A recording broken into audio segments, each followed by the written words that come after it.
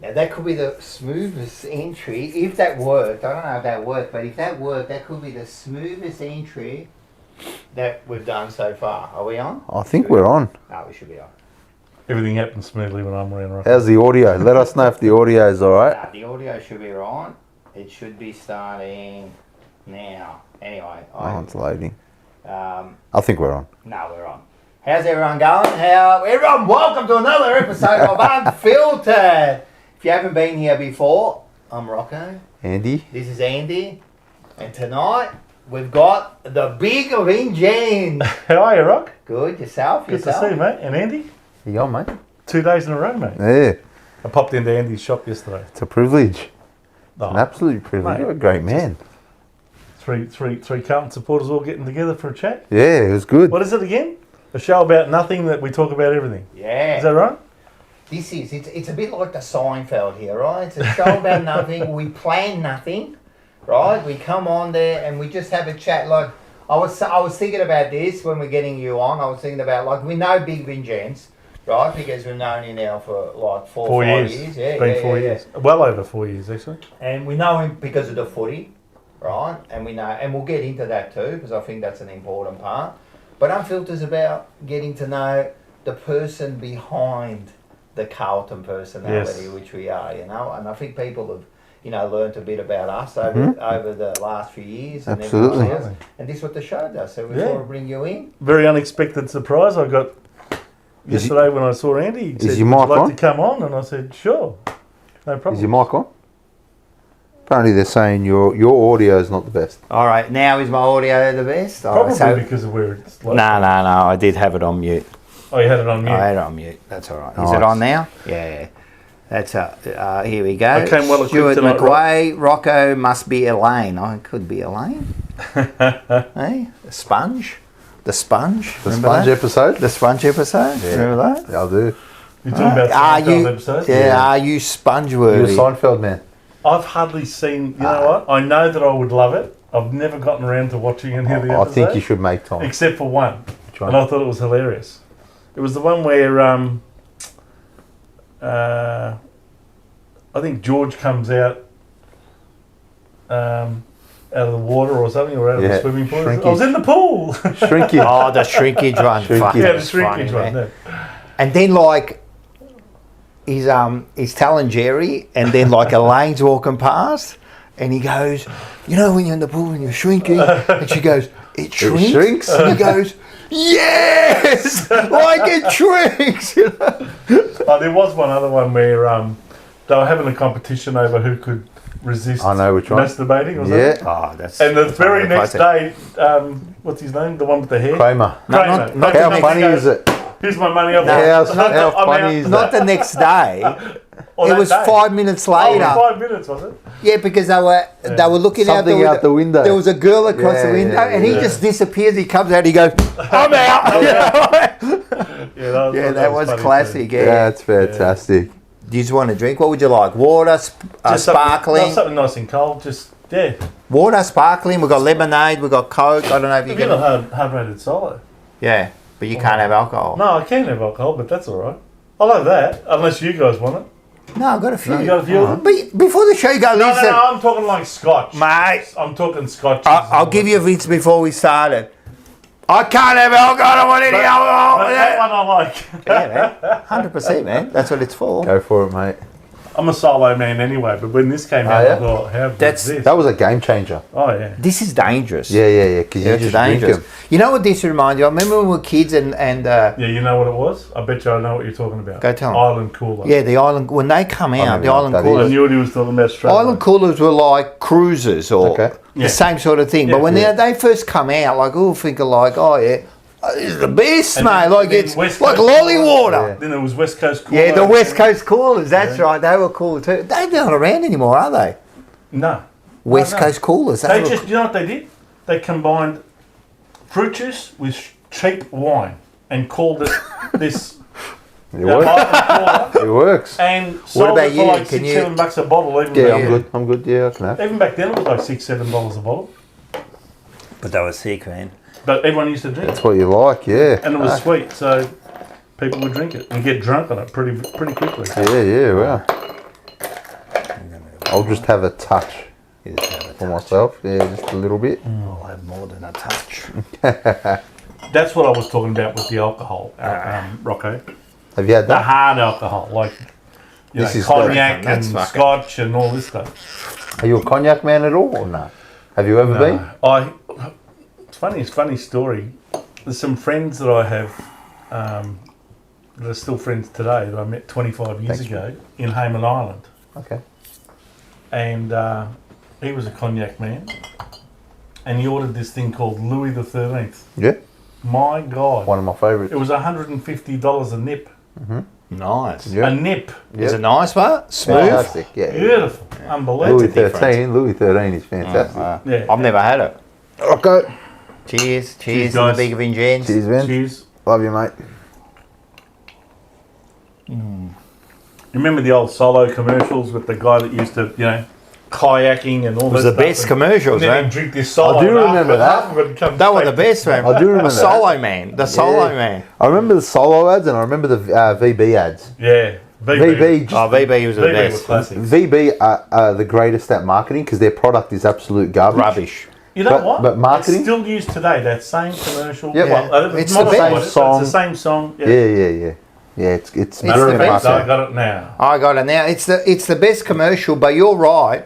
Anyone that drinks VB, I have to say you're at the bottom of the barrel of the. It's of a the weird human. one. Yeah, it's yeah. a shit Hey, beer. it's my number one seller. I know. Can I ask It's you my something? number one seller. Why does Vic Bitter sell so well, and yet there was Melbourne Bitter? Where's Melbourne Bitter? Melbourne does good at my shop. I reckon Melbourne Bitter's better than Vic Bitter. It I don't drink beer in general. I It think, is, but it was never marketed the same way as Yeah, Vic that's Bitter. right. I think right. beer in general is pretty average. No, it's the best. I've man. never had a beer and thought this is a good drink. This is the best. Nah. You know what beer is too? It's you gotta. It's an acquired, like Yeah. it takes. It's like smoking. Yeah. You know when you first smoke, you go, "This is shit." Yeah. And then after a while, you go, "This is the best smoke." You know, Yeah. like, and the same with the beer. The beer at the start, I was the same. I was going, "Man, Yeah. the beer, man, what's this fucking beer?" Most of us I were love kids beer. when we were given our first Oh, beer I and it love tasted beer. like crap. That's the thing. Like, I'm of the way I live. If I don't like it once, I'm not gonna like it the second time. I don't want to have to. It's like when people tell It me. is an acquired taste. It's like when people tell me, "Oh, you got to watch this show." The first season's not the best, but the second season's alright. So I don't want to sit there and watch a shit show. But it's not. Sometimes a show can build in. You know Yeah, what I mean? but- It starts slow and then it really builds into Yeah, it. You know, and the I don't beer, know. like, there's nothing like hot day. Have a couple beers, man. Sitting back, man. The refreshing. Come home, it's hot. You get a nice beer, man. Like, Bro, get a nice rum and coke on a hot day. Rum, I can't agree with you, man. I can't rum's agree. amazing, Do you bro. remember when Carlton Draft was in the white can? Yeah, Nah, You don't remember that? nah. Some of them were even big. Yeah, the big how, ones. How much I've was in seen a them. big can? yeah, the big 500 mil. How much Yeah. was in that? I reckon about the. I reckon No, it about would the be more. 500 I or reckon it was 600. I reckon. 600. 600, I reckon about 650. 600. They were big tins, and you'd pull off the. Back in those days, Rocco, you'd actually pull off the ring and it would come off. Yeah, yeah. Well, that's Yeah, right. And then animals were dying because they were swallowing them. Really? Nah, well, that's what it was. Wait, is that what happens? They used to actually rip the whole Yeah, ring yeah. off? Didn't you know? No, I didn't know Those that. little rings were all over the street. So you know Really? that it was sick. It was shaped like that, See now, yeah, that stays Yeah. on. and used to peel it, and the whole thing used to come off. So the whole top. Yeah. No, Or just the the ring? whole. No. Okay. So, yeah. so you know how you Just where click the it and hole it is. stays Yeah, You'd there. have this like a ring, and you'd pull up the ring, Yeah. and it would come out. The whole zip, thing would The come whole out. ring and would come it was out. shaped like that, but it would come off. Okay. And then you just either throw And it you- away. and Yeah, and that was Yeah. a problem. You just throw it away. You know what I mean? How do you know that? Yeah, that was sick. But you Now know, we're showing our age, aren't we, Rob? yeah, you know what beer spins me out? Overseas, it's the bomb, but no one drinks it here. What do you mean? It's the The what? beer overseas, mate, they My overseas. they market it Hang on, we're overseas though. over in Japan, all those Yes, places. I was about to Asahi say. or- Huh? No, I was about to say it's an Japanese. Australian beer. Oh, it's an Australian beer. It's What, an Austra- Asahi? No, it's an Australian beer that sells Oh, huge overseas. what is it? Foster's Lager. Yeah, Foster's doesn't. I know! I've had it in my shop. But everywhere overseas they got Foster's Lager. But here that's they've crazy. stopped it all. How much? They just- How much Foster's Lager do you sell? Nah, fuck all. I've never been to a house where they go, you want a beer, and they pull out a Foster's. I've never been to a place. I had Can you the- get it? Huh? Yeah, you still can. get it? Yeah, you can. Yeah. I stock it. Again, why But don't they- overseas, it's the Australian Rocco, beer. 40 years ago, we had the Foster's Melbourne Cup. We had Foster's all over the AFL. Yeah. We had Foster's at the Grand Prix. Remember the Grand Prix? Have you seen Foster's Grand anywhere? Prix Foster's was everywhere. Have you seen Foster's anywhere? No. That's what I'm saying. Not in Yeah. recent years. I sell it. But overseas, apparently, it's still the. huge. It's Yeah, still yeah. huge. I sell it seasonally He's at right my about shop. Yeah. Like in summer, it moves, ticks over. Once the weather gets cooler, beer sales already kind of like settle. Foster's just doesn't move. It's amazing. So It's I only amazing. bring it in for summer. But but overseas, they've got it. Yeah. They've got it to a T, man. Yeah, so, well. so that's it. Welcome to all the people, normal people. Well, when I Hello, say everyone. normal, the average. We got Lower Owens, Hello, Lana. Stuart McQuay, Rocco Stuart. Moro, of course, Rocco. always there. Petra Khan, Bocek, of course. Foster's, he just puts down. We've got we got heaps here. Brian Feeney. Don't know. Yeah. They all sound the same. All these names. So just put. Oh, here we go. We got Peter, of course. Peter Bluebagger. We've got legend. Rocco Moro. We just said he's already posted like 20 times. We've got Only Carlton, of course. Chicho Dan is there. He says that your top, the Deramute hoodie, will be a collector's item soon. Will be. Yeah, it Why looks is that? like they're going under. Are they? Yeah, This one? they've been saying it's going under. Yeah, Derrimut? Derrimut Gym, yeah. I think the owner got himself into a bit of trouble, like financially, and Adrian Portelli came in. And, Oh, was he that one? yeah, he came I heard in about and he that. probably saw the books and was like, "Nah, I'm not I'm going not buying this. anywhere near this." Yeah, really? so I don't know. What do you, I actually don't know He was what's going on. apparently agreed to do it, and then he pulled out. Yeah, he pulled out. I think they disagreed on, ownership and what his partnership would look like. So, yeah, I mean, it's pretty. The gyms are pretty average. Interesting. Oh yeah, Charlie Sheen did break his rehab drink into a Foster's. Did at he? Nick Cage's fridge. Yeah. So if you watch his doco, right, he was off for 1 year. Didn't drink for 1 year. Charlie right? Sheen. Charlie Sheen gets invited. Him and Cage. But they're really good mates, So he invites him to his house. He's got a house somewhere on a mountain looking over like a course, and it's his birthday or something, right? And he wakes up in the middle of the night, like 3 a.m, and he opens up a fridge and he goes, all he sees is like one Foster's sitting there. And he goes like, It's a I've got to sign. have it. it's a sign from God, Yeah. So bang, he pumps it, and then then the whole, from then on, the next 5-6 years are like, Back on. well, not downhill. I love Charlie Sheen. He's made a massive comeback. Yeah. Right? I love Charlie Sheen, and He's been very if honest anyone about it. hasn't seen his doco, I would recommend watching the doco. It's fantastic. It's really, really, he just says it all. I He think was on with Joe Rogan not long ago. he was on Joe Rogan, fantastic episode. He's on everywhere, and apparently now he's got 2 movies that he look like he's getting back into the thing. Man, I love anyone, right? Because anyone can fall, right? But anyone that can come back, right? And I don't care what you've done. Yeah. Anyone that can come back Yeah. and make it again, and redeem themselves, I have the total respect for. Because everyone can sit there and judge people and go, oh, look at him, he's doing alcohol, he's that. Shut up. Glass houses, shut up, right? Because you don't know what it's like to be Charlie Sheen at Exactly. 19 years old, right? True. You got no idea. And then he goes through everything he goes through. To come back, anyone can just fade away. But to come back and redeem yourself and become like, Well-respected again. well, he's a well-respected model citizen now. You know what I mean? He's off drugs. He talks well. He knows his mistakes. I have total respect for, man. Yeah. And Charlie Sheen is one of those people at the moment, Yeah. And he's a funny bloke, man. Watch his interviews. Oh, yeah. He's a funny bloke, man. Yeah. He's really good, man. You got to understand. His dad. Well, Martin Sheen was another Was a big time star. actor, big time actor. He when Martin Sheen made remember his movie, the army movie, the war movie. Apocalypse Now. Apocalypse Now, when he made that was huge. Massive movie. He was like one of the biggest stars in the world. One of the best Charlie ones ever. Sheen was at the set as a kid, as a 9-year-old, Yeah. right? And he's watching his dad like, that's not normal. No. That's not normal going there as a kid. You know what I Yeah. mean? And then at 19, whatever, he becomes, and then he makes fucking Platoon. Yes. Which is almost the same. Yeah. But that's not a normal life. Yeah. Yeah. How do you live through that? I don't get it. How do you live through that? Like, the fame all of a sudden. It's like Justin Bieber, man. Like, man, he hit like superstardom at 12 years old. I know.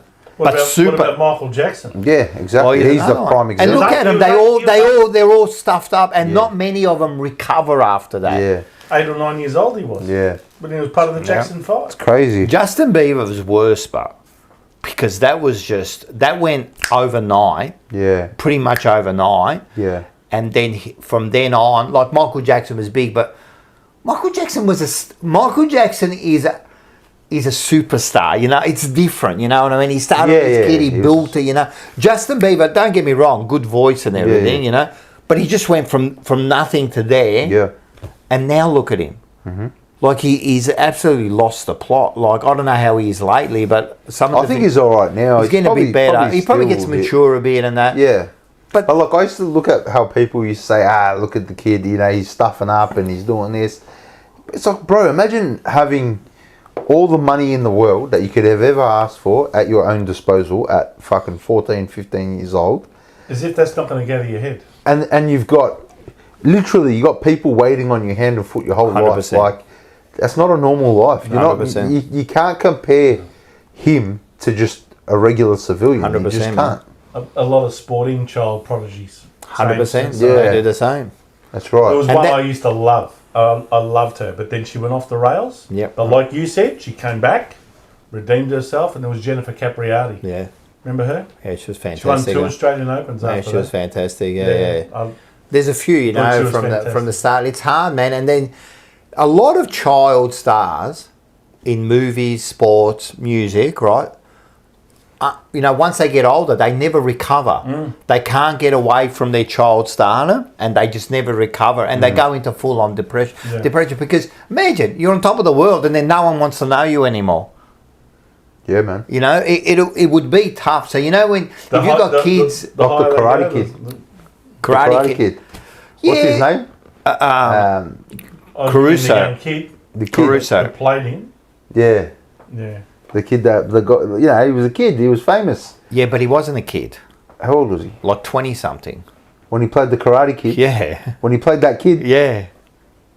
We're talking about the same one? He's like 70 now. He looks like he's 30. Ralph whatever, Macchio. That one. Yeah. He was like 20-something. Was he really? Yeah. When He he played... looked like a teenage I'm boy. telling you. Nah, bro. Hey, can someone tell me? I'm Googling it. Because I'm telling you He looked now, like a he was teenage boy, didn't 20-something. I guarantee you, he what's was his an name? old Ralph Macchio. Let's see. kid. Greece. They were 30 years old playing that. Yeah, I know that. But, bro, in the movie, he was like... Ralph Macchio was 29. When he made... Have a look, but someone just wrote Ralph Macchio. He's 64 years old now. You got to see him. 35. What? So that's 35.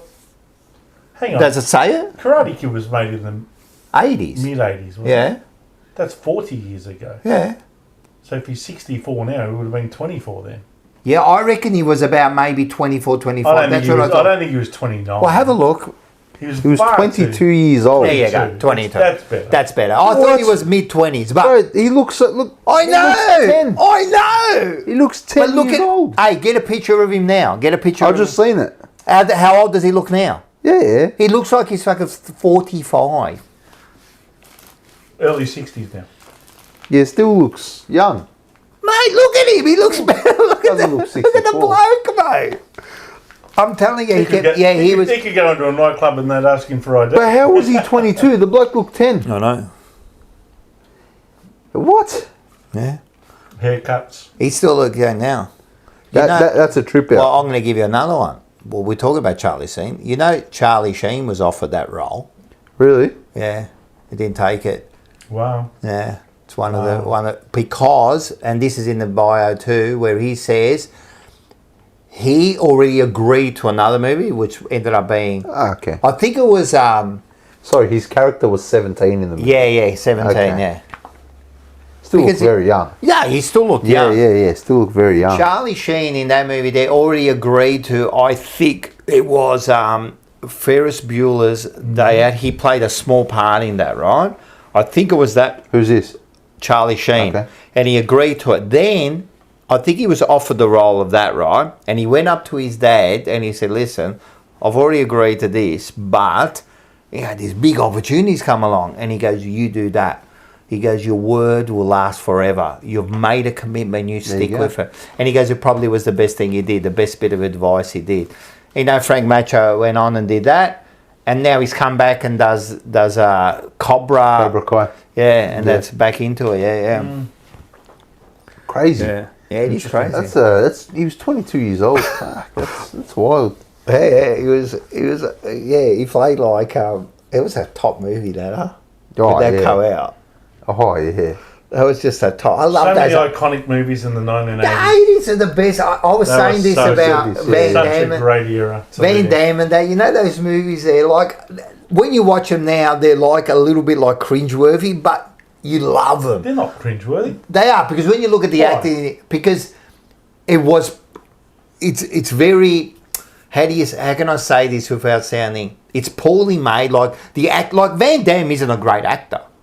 He's actually, if you would rate him, he'd probably a C grade actor, at best. Yeah. So what did he have going for him? The muscles, the looks.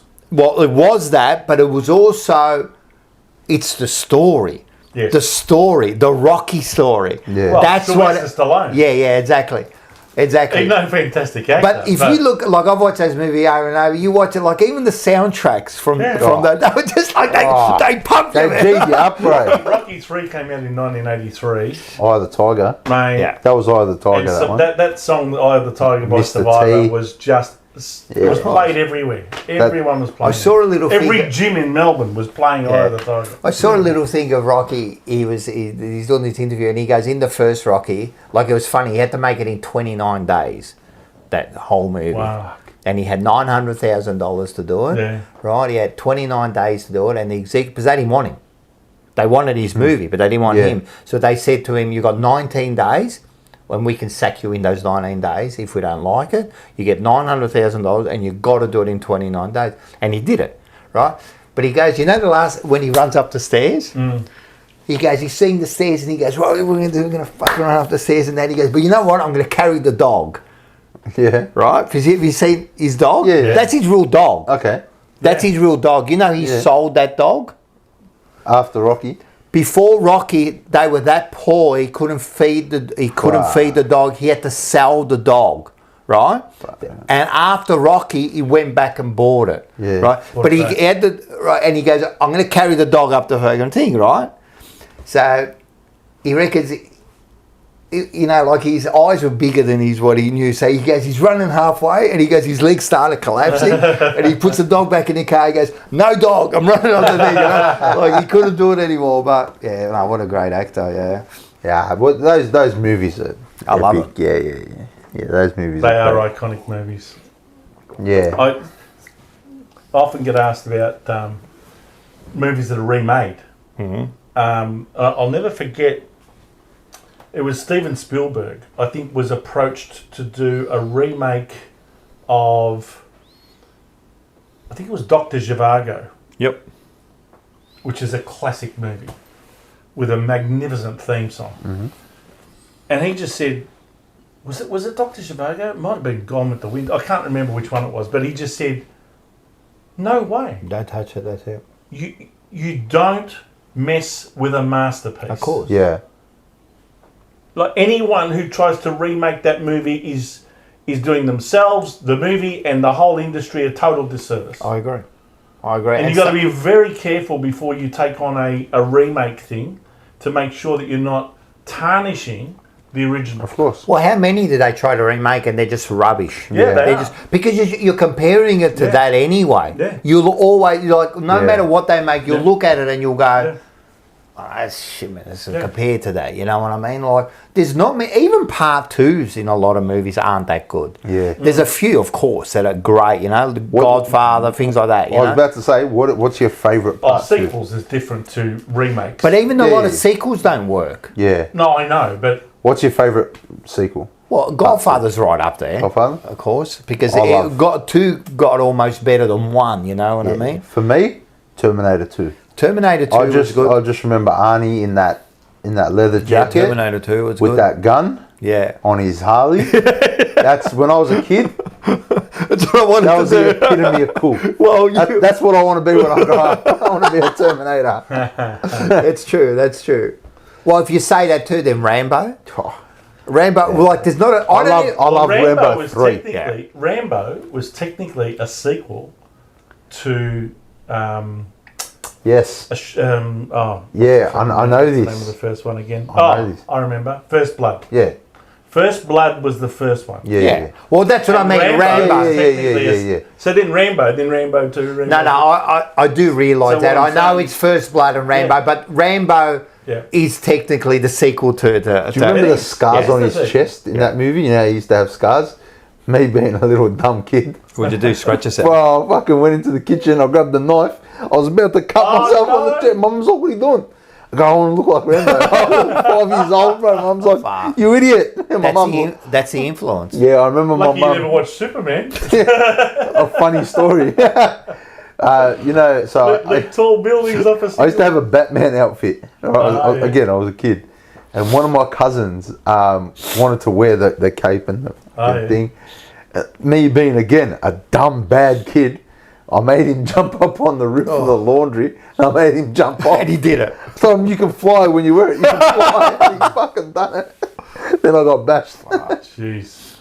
Yeah, good times. Yeah. No, good fantastic. Talking about the 80s and 90s, I have to say that we haven't had many people like you, because you are a Coltonian, and you are, I think, out of all, especially the Jumper Punch crew and all that, you're probably the most, how do you say it, like being involved with Colton the most out of everyone. I mean, you were president of the Coltonians, you've been Coltonian, you're a life member of Colton. I don't know any other life members except for people who play football, right? But apart from that, you are a life member of Carlton. Yeah, that's like a big honour, man. It's a huge honour. It's a huge honour, and I don't take that lightly. I mean, there's only three categories of people that can become a life member of the club. Either you play as a player. Yep. And I think that the criteria is you've got to have played either 100 senior games or been on a senior list for a minimum of 8 seasons. Yeah, does that mean like TDK gets a bloody... like 8 seasons. Yeah, well, he got his 100 anyway. So he'll become a life member. That's a disgrace. That is a disgrace. That's the rules. They're the rules, right? So they're the Can you imagine him at one of those functions? Well... Played 100 games. I'm telling you, at the next Rocco, in February... If he goes... Can I somehow get him into... Because I'll boo him the whole... I'll follow him, booing him. As you know, the club does its annual general meetings in February the following year. I know. That's another story. But we'll all be there. Okay, good. We're all going there. He will be announced. He may not be presented with it because he probably won't be there, but he will be announced as being a life member of Carlton at that AGM. But anyway, that's as a player. The only other thing you can get... life membership as a player is if you've played in the premiership. And so you should. So there are some players that might have only played 20 games. Yeah, no. But because they played in the premiership... Our good friend, Peter Brown. Well, Brownie's played 35 games for Carlton. And he should be a life member. I spoke to him today, actually. Yeah, good man. And he played in the premiership, so he's a life member. And, of course, board members have a criteria that if they're on Luke the board... Sayers too. Well, if they're on the board for 8 years, he was. Yeah, absolutely. So he gets life membership. So he'll get life membership. So you can just show your fucking cuts to everyone, and they just go righty on, come the through. criteria is 8 years on the board. If you've spent 8 years on the board, That's fantastic. you could have done nothing during that time. But if you're 8 years on the board, you get life membership. He's It's fantastic. funny how the people that make the rules do it to suit themselves. Well, I was going to say, who made those Now, rules? the only other category which I fell into, which was because you're nominated for the, I guess, extraordinary contribution Yes. you've made to the club. And that's purely decided by a committee who looks at what you've done, how many years of whatever you've done, and all of that sort of thing. So they weigh up what your contribution is and decide whether you warrant getting that. So I'm fortunate enough to be invited to a Life Members Luncheon every year, normally in March. Most of the people there are players or board members, but there are some of us out there that are in that discretionary category. Yeah. So after I resigned as the president of the Carltonians now just over 9 years ago, the CEO, in fact, the CEO of the club told me that he wanted to thank me for the contribution I made, and he said, I'm going to nominate you for life membership. And I said, well, gee whiz. That's huge. That's very good of you. And I said, gee, well, I appreciate that. That's not why I do it. That's not why I've done what I've done. But I said, well, of course it's got to be voted on by a committee. He said, well, you're lucky because I'm the chairman of the committee. That's it. Perfect. So anyway, yeah, I was pretty much done and dusted. But yeah, look, it was a huge honour, and I'll take that to my grave as one of the 100%, best man. contributions I can make to the club. So for 100%. all those who are watching who don't know your contributions, The Carltonians. yeah, do you want to just let us All right. know? Well, in a nutshell, I funnily enough, Rocco, I became a member of the Carltonians in my own right You did? in the year 1995. You did. Yes, I remember that. And after that I year, don't- we won a premiership, and I thought, how good's this? Yeah.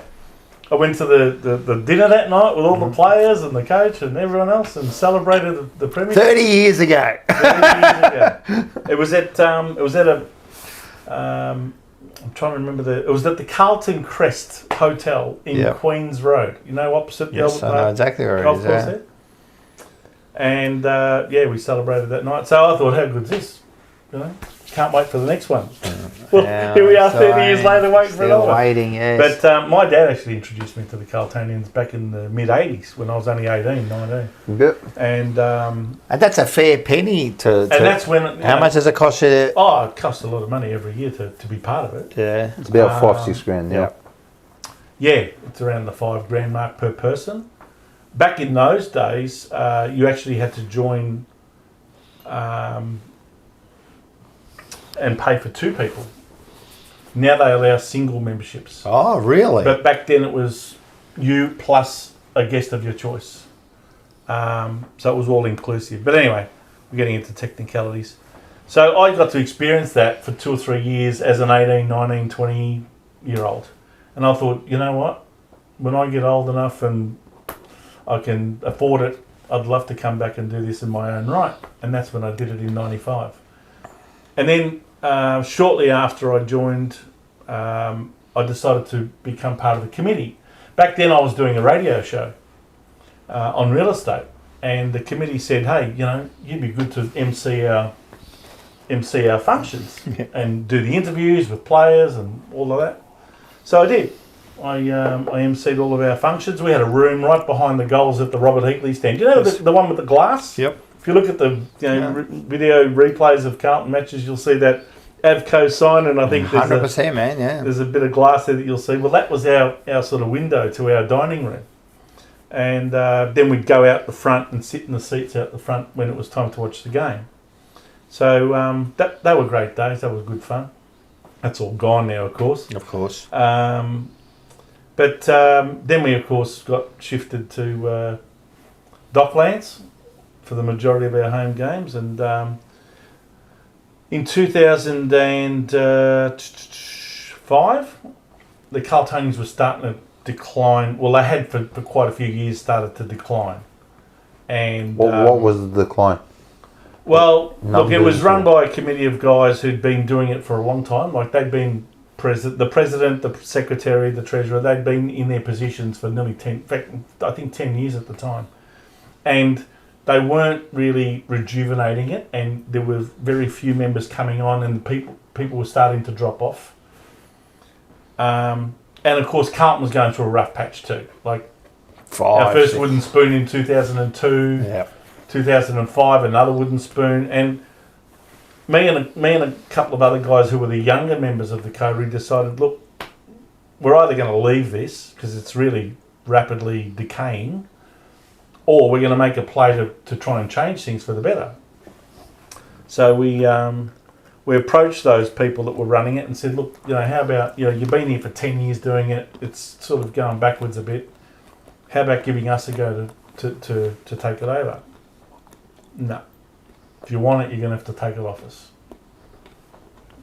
All right, I'd rather not have an election over it, but anyway, we want to give the members a choice.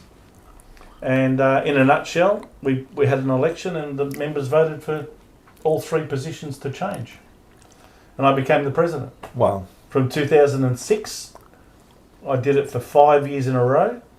And I thought, I don't want to be like them and stay for 10 years and become stale. I thought 5 years, if I haven't achieved what I want in 5 years, I shouldn't be there.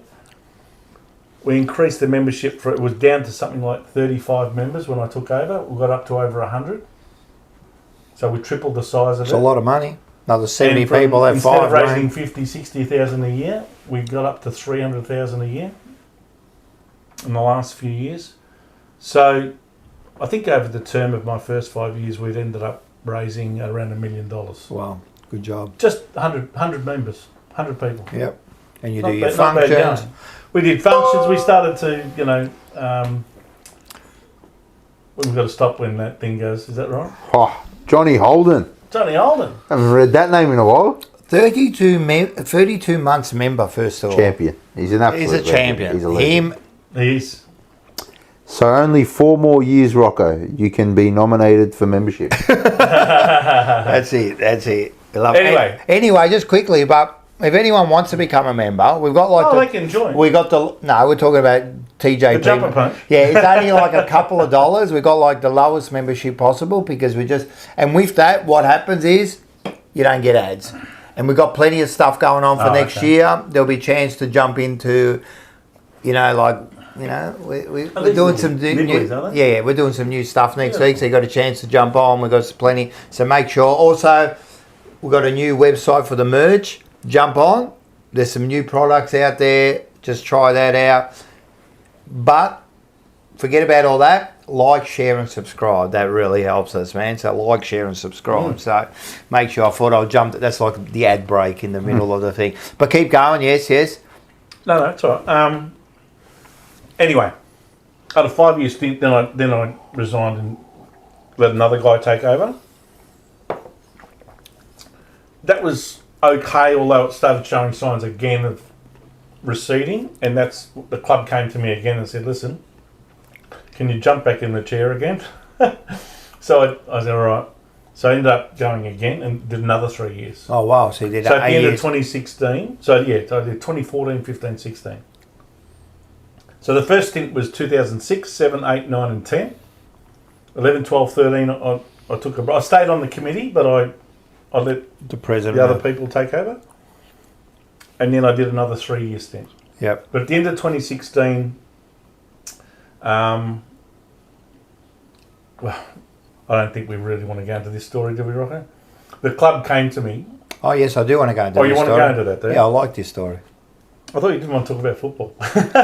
Well, No, no, this is more about the, you. Yeah, the club came to me and said, "Look, we want to because the Carltonians is like a coterie group that does its own thing. It's got its own committee. The members vote who they want to be the president, the secretary, the treasurer. We do what we want to do. So long as we contribute a decent enough check at the end of the year, the club's happy." Yep. That's how it was for over 50 years. All of a sudden, oh look, we want to bring you under our umbrella. We want to have you come back under the, under the tent, so to speak. How did they put it? Yeah, you're sort of out there on a limb, and We want to control you. exactly. we want a whole of club Yeah. approach to everything. Oh, yeah. Yeah. And the other thing is, by the way, we don't want to have the title of president anymore because the president doesn't think anyone else in the whole club should be a president of anything other than him. They want to take away the word president. And they did. And we're going to run your functions from now on, and we're going to basically decide who you get as a special guest. Because I used to often arrange special guests with all of my contacts that were far superior to what they had in the president's room. Yeah. I didn't know who they organised in the president's room. But I just went and got people that I thought would be of interest to our members. Yeah. And they ranged in from, and it wasn't just past players or coaches, it was, radio personalities, TV personalities, singers, actors, comedians. People had a lot of fun. One thing I knew we had to do was to entertain people because the club was going so bad. Yeah, that's right. Right. We needed to entertain them somehow. But people at least came to our coterie and thought, what a great day out we've had. The football's So you were outshining Carlton and they weren't happy about it. Yeah. Well, see, initially my reaction was, what are we doing wrong here? Why do they want to take us over? Yeah. And then the penny dropped. It's not what we're doing wrong. It's what you're doing right. It's what we're doing right. And we're unintentionally making them look bad. Yes. I said, but you got full-time employees here. I do this in the spare time. I mean, I'm running a business and all this. Surely with all the people you've got employed at this club, you can organise some decent special guests and make a decent president function out of it. But rather than elevate themselves up to the level that we were delivering, they decided, nah, we're going to pull you down to below what we're delivering. And I still get phone calls today from Carltonian members that say, it's just not the same as what it was when you guys were in charge. And it's it's pretty politically correct, it's stale, it's sterile, it's the whole clinical, it's all of that. So it's just another corporate function now. 100%. So when this conversation happened, and you were told this is what the club's going to do. That's when I decided to resign. Okay. That's when I thought, no, you know what? What were they asking of you? Well, they weren't asking me to do anything other than relinquish control. Well, they were asking me, but the interesting thing is, I said to the CEO, I said, so if I say to you, no, I'm not happy with all of this, or me, if I consult the members and they're not happy with this, is that going to change anything? He said, no, we're going to do it anyway. I said, so no, you're not asking me, you're telling me. Yeah, pretty much, yeah. Pretty much. I'm telling you what we're going to do, but I'd like to have your sort of stamp of approval on it. And I said, I can't see it being the same sort of coterie group where we're not, you're taking away the rights of the members to elect their own people. Mm-hmm. So now it's no longer a democracy, it's now a dictatorship. The club's dictating everything that we're going to do. Yeah. Yeah. So we've got anyway. Just a few comments. Paul Blues says you would have sat with Big Jack. You knew Big Jack. It's interesting, Big Jack. I've got a story to tell you about Big Jack. Tell us about Big Jack. I love Big Jack. Remember 4 years when I controversially, challenged the club and... I want to get into that. Okay. But so if you want to get into that... Okay, well, remember that time. Right, okay? Remember that time, yeah. Tom Elliott from 3AW, who I often used as an MC at my functions. That was the other thing we did a lot of. I got interesting MCs, different ones from week to week. He asked me to come onto his radio show to explain what I was... I remember the interview. Why I was challenging the club to in relation to these constitutional changes that they were proposing at the time. And do you know who rang me? I was due to go on straight after the 4 o'clock news. This is when Tom was doing the afternoon shift. I remember this. Back in 2021. I went to the studio. I arrived there at about 4:45. I was waiting in one of the booths there. Guess who rings me? 5 minutes to 4. Well, I'm going to guess, but I reckon we know the answer. Yeah. John Elliott. His father. Big Jack. G'day Vince, it's Jack Elliott here. And I said, "G'day, Jack, how are you? Oh, haven't been the best." This was near the end of He his. said, "I just wanted to ring to congratulate you on what you're doing. I think it's fantastic. I think those mongrels are going way too far with this business of trying to control the club, and good on you for doing it." And I thought, it was just a short phone. I said, "Well, no worries, Jack. I appreciate the phone call." He said, "I just wanted to let you know I'm right behind you." And he was really sick at the start. He was very sick. Well, to be, you know what? I'm pretty sure it was September, late September, about 2 weeks before, maybe even a week before he was due to turn 80 years of age, he passed away. Yep. And that phone call happened in late July. So it was 2 months before he passed away. Yep. Yeah. I'd never spoken to him since. But that to me was my little special moment with Jack Elliott. 100%, man. 100%. And to get a call like that from a guy who used to be the president for pretty much 20 years and saw us through to a couple of premierships in our heyday, he wasn't flawless. We all know he had some flaws, and he also made some mistakes, and he made some bad ones towards the end. But I don't think his heart was in the wrong place. I think Jack and he loved the club. I think he's the greatest president we have, and of course there was what. George Harris. George Harris was, one of the greats too, but as far as I know, he was one of the greats. And as you said, near the end, there's a few things that happened and that. Yeah. But hey, he did it because he loved the club. He did nothing wrong. He loved the club that much. Yeah. And that's the difference between... And he never sought to do that when he was president. He always was a believer in democracy, let the members have the vote. 100%. Well, elections, the whole lot. Someone asked a question here. Yeah. So that to me was a special moment. And I actually said to him, I said, "You wouldn't believe where I am, Jack." He said, "Where are you?" I said, "Well, I'm in the studios at 3AW. I'm about to have an interview with your son in about 10, 15 minutes. He said, "Oh, I'm good. I'll be listening." So, yeah, it was great. No, that is great. We've got a question from AH2711.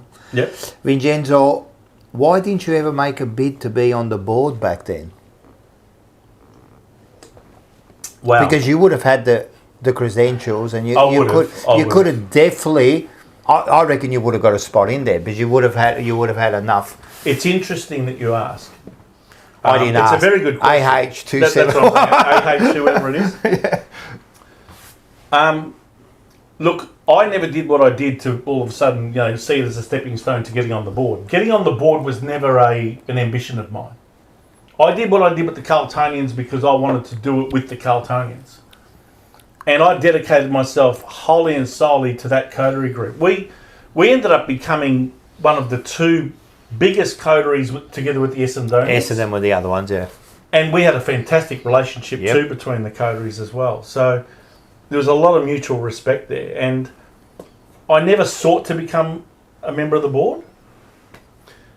And I was interested to see whether I was actually invited, because someone who was, at the time, a very, very close friend of mine was the president. And that was the president that wanted to strip away everything that we were as a coterie. Yep. In the end. And that was? Mark Lajudice. Yep. And, it's heartbreaking, but that whole scenario around the club trying to basically entrench its power by changing the constitution, including a few clauses which would have meant you'd never ever be able to challenge that board again, realistically ever overthrow the board.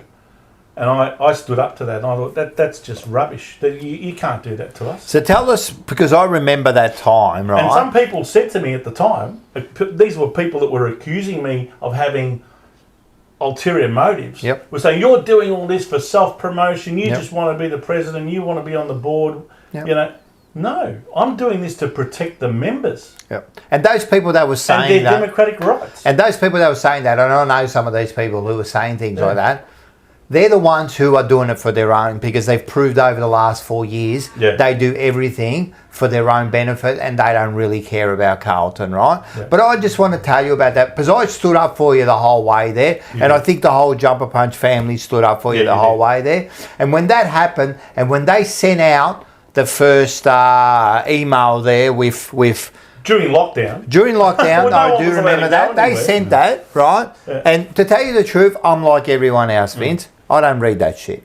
So I No don't one care. read the email. No one reads email. No. So then, Vince sends us the email and says, "What do you think about this along those lines?" And I'm going like, "Yeah, all right, whatever. You know, I don't care, you know." And he's going, "Look at this, look at this, look at this," you know. And that's when we started to like Jerry and go, "Wait a sec, what are they talking about?" But I knew that there was only one way to get to the Carlton members quickly and as Yep. a whole. So first And of that was all, to go to the media.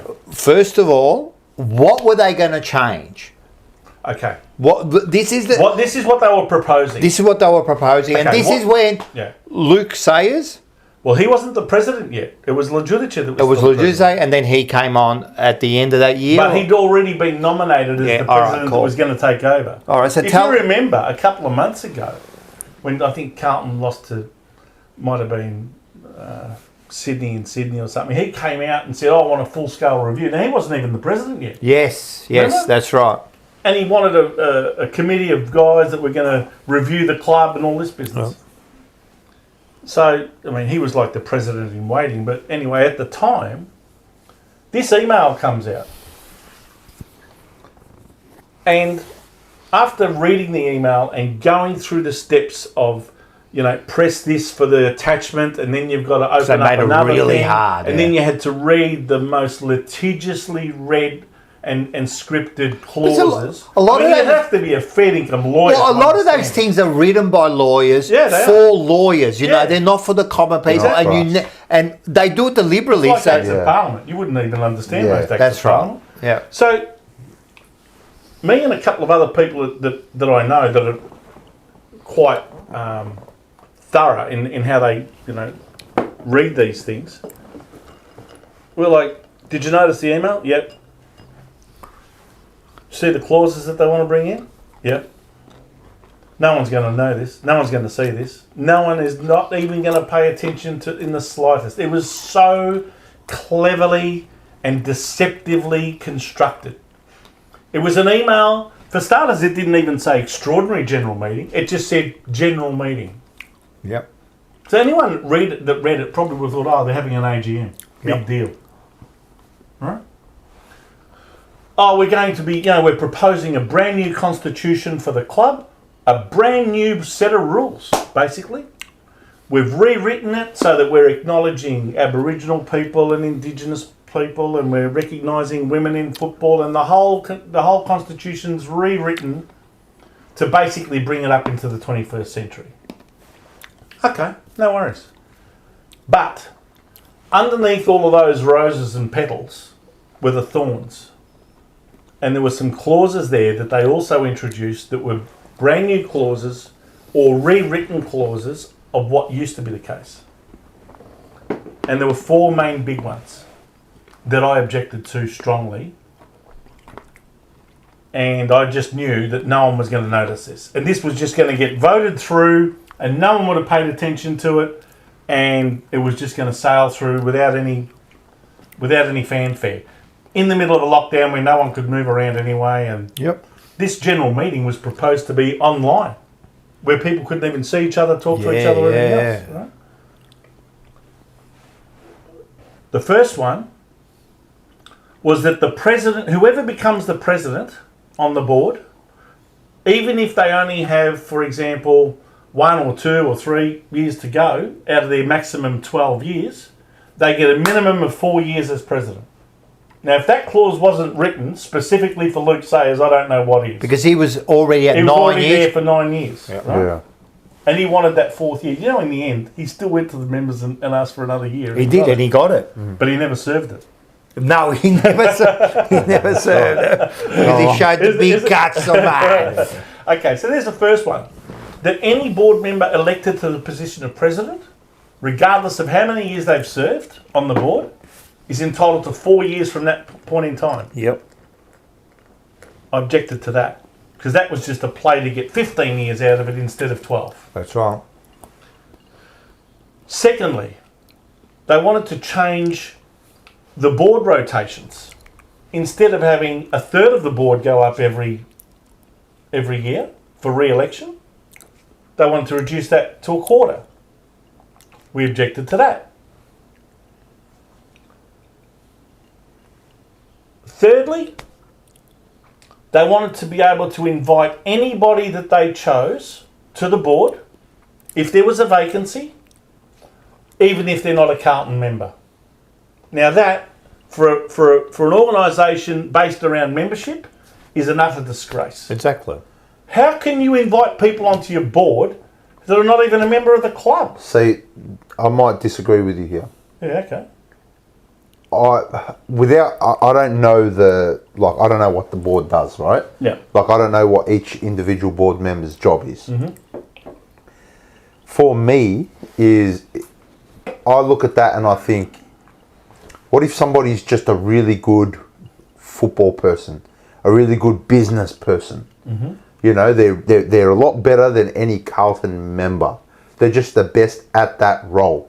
Yep. Why shouldn't they Yep. have that opportunity to make our club better? If that was the main reason why people got invited onto boards, you wouldn't have much of an issue with it, would you? But you know what it ends up becoming? Your mates club. Mates. Yeah, I get that. And that Carlton board, even now, is just full of people who know each other through their networks and business contacts. And so I understand what you're saying, and you're right. You're right. If we can get the best person, but the problem is it probably goes to that direction. So we got to protect that. Yeah. You know what? Yeah. Yeah. Yeah, I agree, but I agree that you got to be careful. And Carlton is known for being a bit shifty, so you got to be real careful. But you're right. If we can get the best person on there, but for a membership-based organisation, but for a membership-based organisation, it's not too much to ask for these people to be a member for 2 years minimum before they apply to come onto the board. Yeah. What we would say is, if you identify someone who could be good, get them to join as a member, do their 2 years bloody apprenticeship, if you want to. It's almost like an apprenticeship to show that show that you're part committed. of the club, and then you can be invited on and join the board. Yeah. But to invite just any Tom, Dick, and Harry out of anywhere, no. And the last one, which was the really big one in my eyes, because this would have, if it went through, would have effectively meant that we would never ever have another election ever again for board positions, or we'd never be able to hold the board accountable again. So what was it? Well, the existing clause in relation to holding extraordinary general meetings, where you want the membership to be able to vote on a particular thing, you need 100 members, 100 voting members, meaning that they have to qualify under the rules of what is a voting member. What's a voting? Now, for the majority of them, they have to hold a season ticket. You can't just have one of these 3-game memberships. Yep. You've got to have a season ticket. And you can vote at the election. So, if you can get 100 of those to sign a petition, you can then go to the club and say, right, I want an extraordinary general meeting scheduled to address this issue or that issue or whatever. Right? Or we want to challenge the board and we want to replace it with, these people. They wanted to change that from 100 people, I remember this, to 5% of the total membership we've got 100,000 members. that you would need on a petition signed. Yeah. Names, addresses, contact details. Do you know how hard it is to get people to do that? Yeah. Now, you find out how hard that is in the next part of the story. And try doing it during a lockdown, right? Yeah. But anyway, look, that clause there, if it went through, I'm telling you now, you'd be flat out getting. You'd need on current figures. What have we got? 100,000 members. Yeah, 5,000 people. You need 5,000 people on a petition to say we want to overthrow the board. It's just not going to happen. So. Technically, yes. Technically, according to the letter of the law, it can happen. But in all practicality, you're not going to get 5,000. It would have to be like a really things. No, I'll tell you how you can get it. If the club is literally on its knees. That's what I'm saying. It would have to be something. It's going broke, or you're rattling the tins on Lygon Street. It'll be us going on foot Yeah. At games. But the club would have to be on its knees. You know what I that's mean? If the Like- club's travelling okay, you know, to get 5,000 signatures, how hard it And is. you know, Yeah. people used to say, "Oh, it's not realistic. Only 100 signatures. You know, it's too easy to get an extra." How many extraordinary general meetings do you reckon we've had in the last 20 years? I reckon one. Right. The Carlton members are not stupid. They're not going to create an extraordinary general meeting for nothing or Yep. for no reason. Yeah. They're going to embarrass themselves if they do Yeah. that. That's to be a good reason The for it. only, in 2002, it happened when they wanted to overthrow John I Elliott remember that, and yeah. his board. So that's the last time that it happened. Yep. And yet they think that we've got to change this to 5% of the total membership. There's no other motivation for that other than we want to control the board forever. Yep. Self-preservation. Right? Self-preservation, and we want to affect. You know what their justification was when I challenged them on this. Oh, that falls in line with the corporate law of a lot of public companies. I said, but we're not a public company. We're a football club, and you're trying to basically eliminate any realistic opportunity that the members would have of overthrowing a corrupt board. Yep. Or a board that's underperforming, or a this- board that they see is unfit to govern the club anymore. All this shows me, from everything you've just said, Yeah. is that this club does not consider football a priority. And they proved it with their constitution and that until they Yeah. changed it a few years But ago. you know, right? the other thing I thought to myself, you're such deceitful people.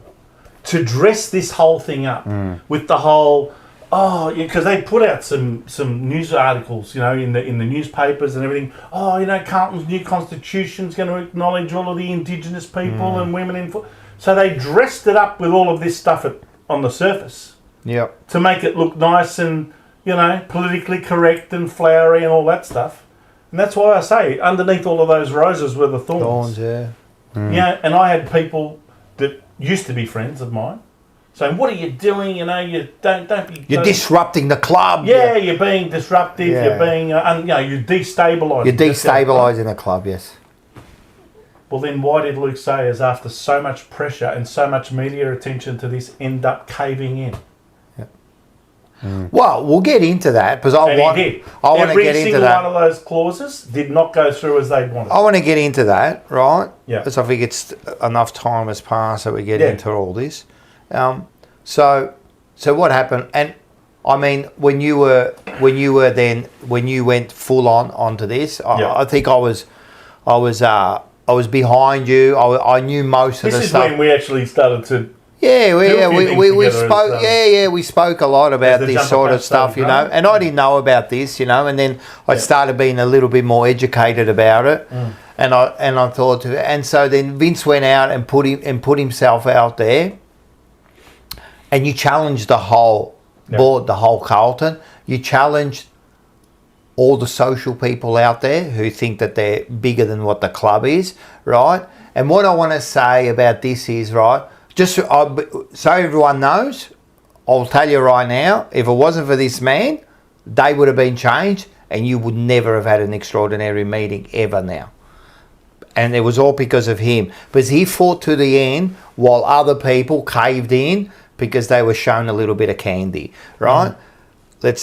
And people know who that is. Now, I want to know. Tell me afterwards. Oh, Because I don't know. Well, Yeah. I'm going to tell you. I reckon we'll tell you now. Vince. So then you went out there on your own, Yep. and you challenged. And there were people who were behind you and then turned against you Yeah.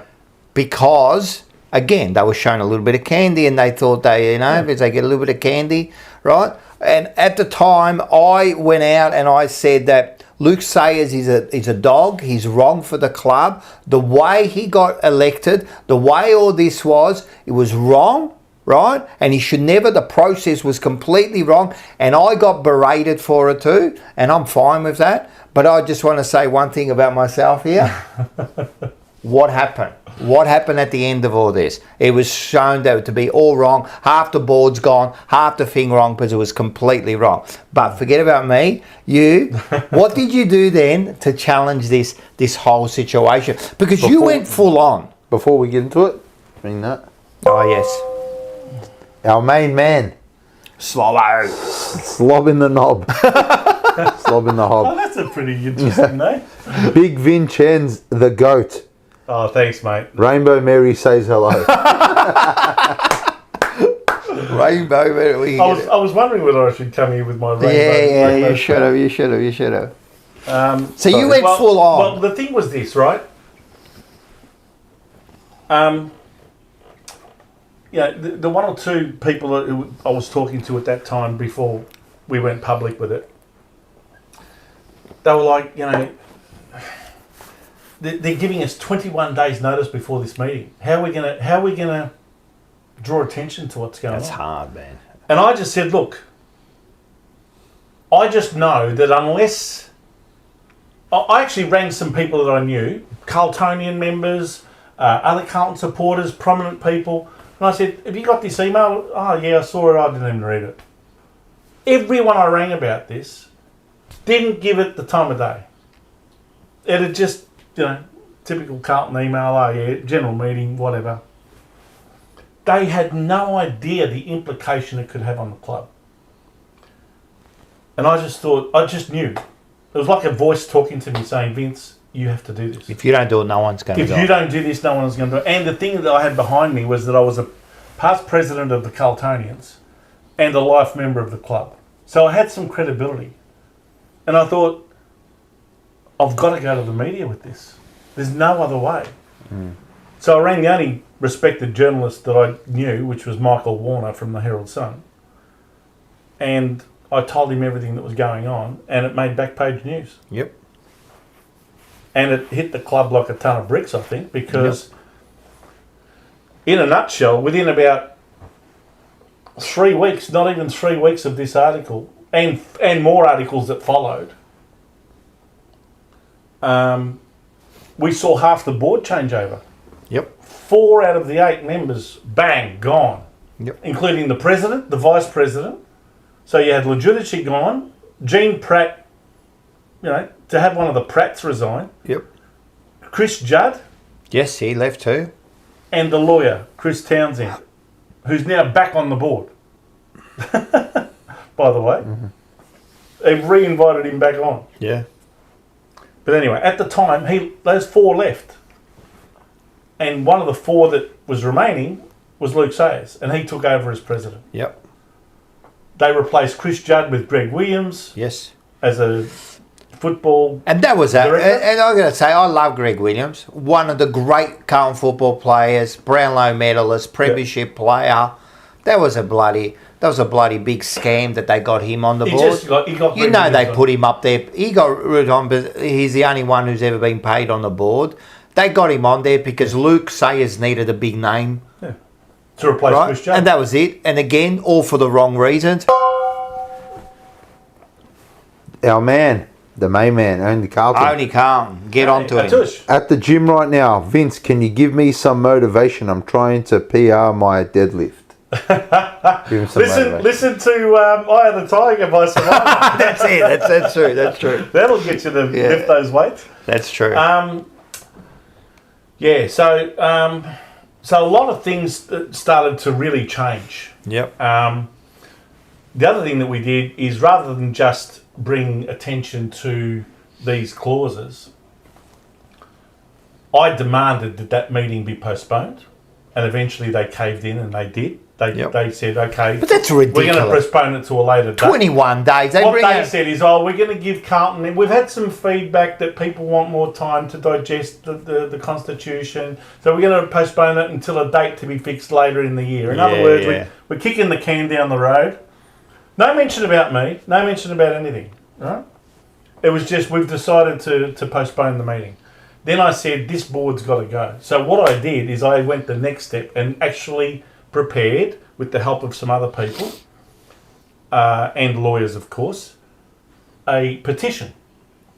A legally prepared petition to replace the board. Basically to challenge the board. Now, we got double the amount of signatures we required by according to the Constitution. So because the Constitution hadn't been changed yet, we were still able to work with the 100. With the 100, and you got over 200. You got over 200, Yeah. and in a lockdown. Right? in a lockdown. And listen, you got 200, but that was difficult in itself. Oh, mate, let me tell you 200 how was hard it difficult to get, Yeah. right? Imagine trying to get 5,000 people. Yeah, you can't. So anyway, oh, don't worry. And a lot of people say, "Oh, look, good on you for doing it. Well done. I'm behind you, but I'm not going to sign." Yeah, I know. A lot of people did that. You know, what a lot of people are worried about. The people at the board are going to see my name there, and it's going to implicate my business. You cannot underestimate. Imagine I How cared many- about that. How many business Actually, your business has been connections thriving since you've been talking No, about it. but what I'm talking about is a lot of people have business connections at the Yeah. club. Yeah, of course. Yeah, no. And if they're seen to be going against the board, they'll cut them out. Of course. Yeah. That's what'll happen. So, well, Sorry, Vincenz. yes. Slobbo. Thanks for the What a $14.99. legend. You're a star, bro. And if you want, get onto him, Slobbo. He does on Instagram. And, Does he? Yeah, he does his own. Drop your page, man. Yeah, drop your page in man. the comments. 100%, man. Give it a follow. Vincenz, I heard from inside sources there was a culture problem at Carlton stemming from the late 90s, early 2000s. Certain players getting preferential treatment, treated like gods, aka CUDA. Oh, look, I can't comment on any of that. I'm not aware of any of that. Yeah. I'm sure that At that happens. time, I wasn't I think even. every I wasn't club will even. do it. Every club. If you're a star, you're going to get that. Yeah. Of There's course. probably preferential treatment given to every club's Yeah. first half a dozen stars. Of course, of course. But anyway, look. Eventually, despite getting the required amount of signatures to enforce an extraordinary general meeting, Luke Sayers got a hold of the most expensive lawyers in the whole of Melbourne. What are their names again? Arnold Block Liebler. They're the ones. They're the ones that were engaged by Daniel Andrews for the Yeah.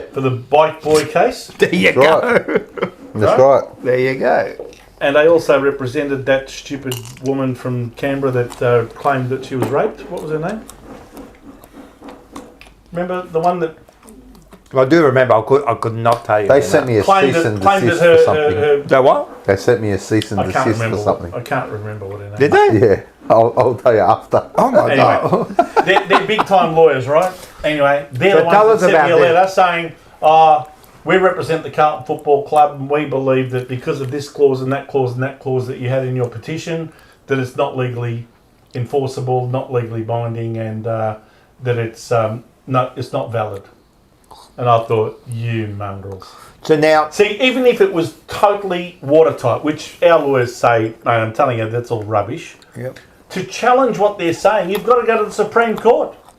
Who's gonna spend the money to go to the Supreme that's how Court they get you. just That's to get a right. meeting? Even if you win in the Supreme Court, they'll say, "Yep, congratulations, your petition is in fact valid. It's not invalid, and thank you for spending $150,000 on the lawyers to get here. Yes, you can have your meeting. Congratulations." So you're going to spend $150,000 just to get a meeting?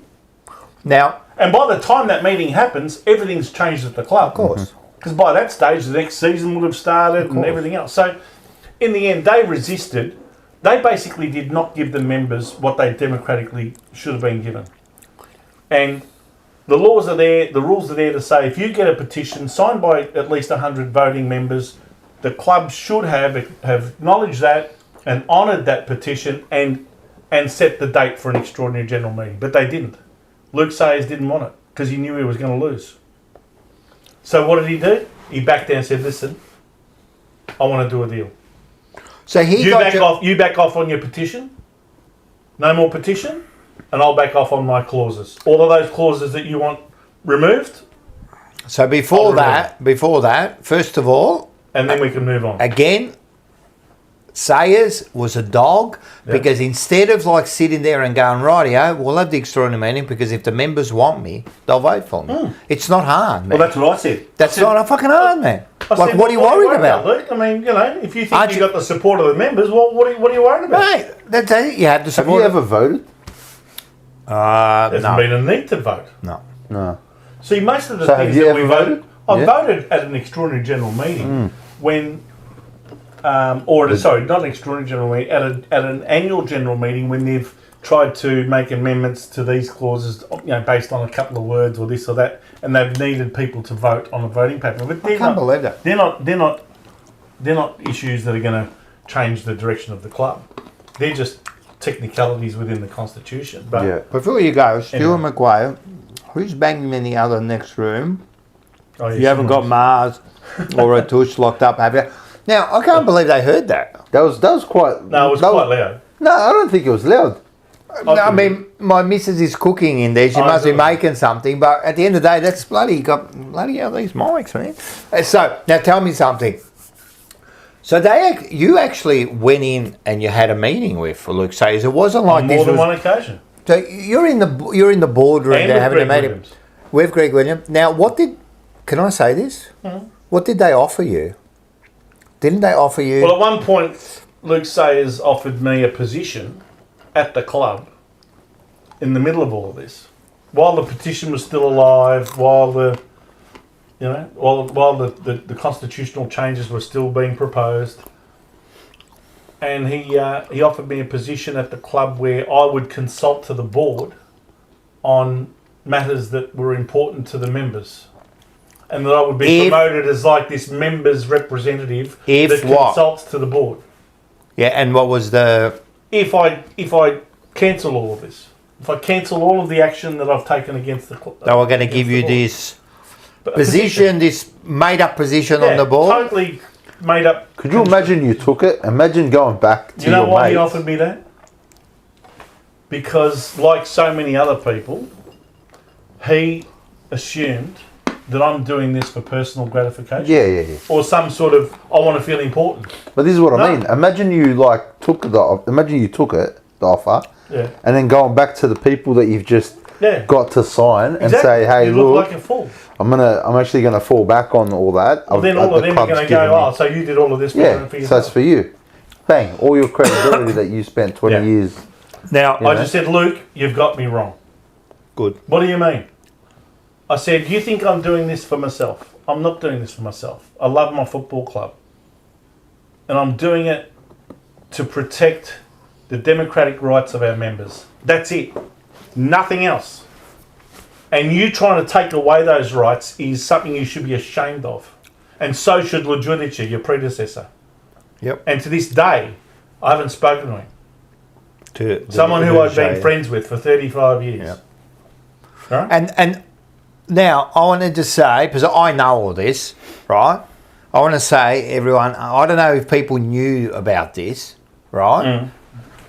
But do you understand what Vince just did there? He was offered a position on Carlton, this made-up position, and he refused it and walked away. That would have been a good little gig.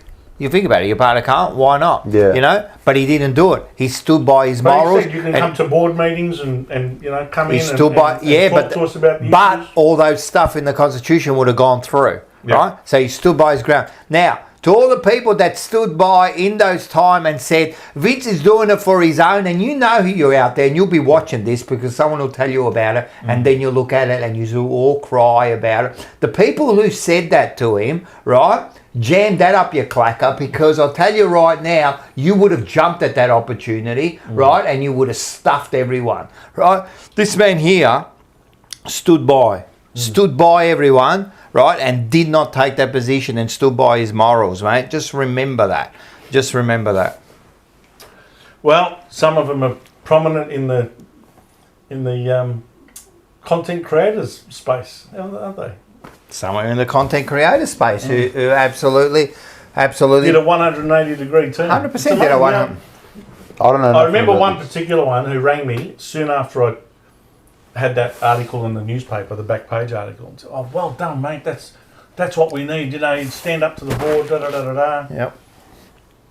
Within a couple of weeks, publicly on one of these online shows, criticised me. Yeah. For being destabilising force and Backsayers and all that. Where are they now? Now everything's good. Like anyway, But anyway, whatever. All I got to I need say. names after the show. I'll do. I need names after the show. Mate, everyone no, knows. no. Everyone knows who they are. They I can don't get know. stuff. But all I'm just saying is, it was absolutely wrong that people started criticising Vince when all he was trying to do was the right thing by the members. Yeah. Everything he's done for the club, and he got criticised for it, berated, and you stood by. And then because you stood by and you rejected Sayers, you rejected him, you rejected his offer, and you said, no, I'm going to stick with this. Yep. And guess what he ended up doing? Ended up Back down. on all those constitutional changes. And guess what? Now we've still got those constitutional changes. And now if you want an extraordinary meeting and you've got $150,000 to go to the fucking lawyers, all you need is 100 signatures, right? Right? But the point is you still got that right. You know what I mean? And you know what? The Carlton Football Club belongs to all of us. Even if you spend $20 or you spend $1,000, you spend $5, it belongs to all of us, right? And we should have a say in the way things should go. And you know, if you really believe that you are doing the right thing for the club, I think you should be able to stand there and go, oh, I'm in front of the members, vote for me.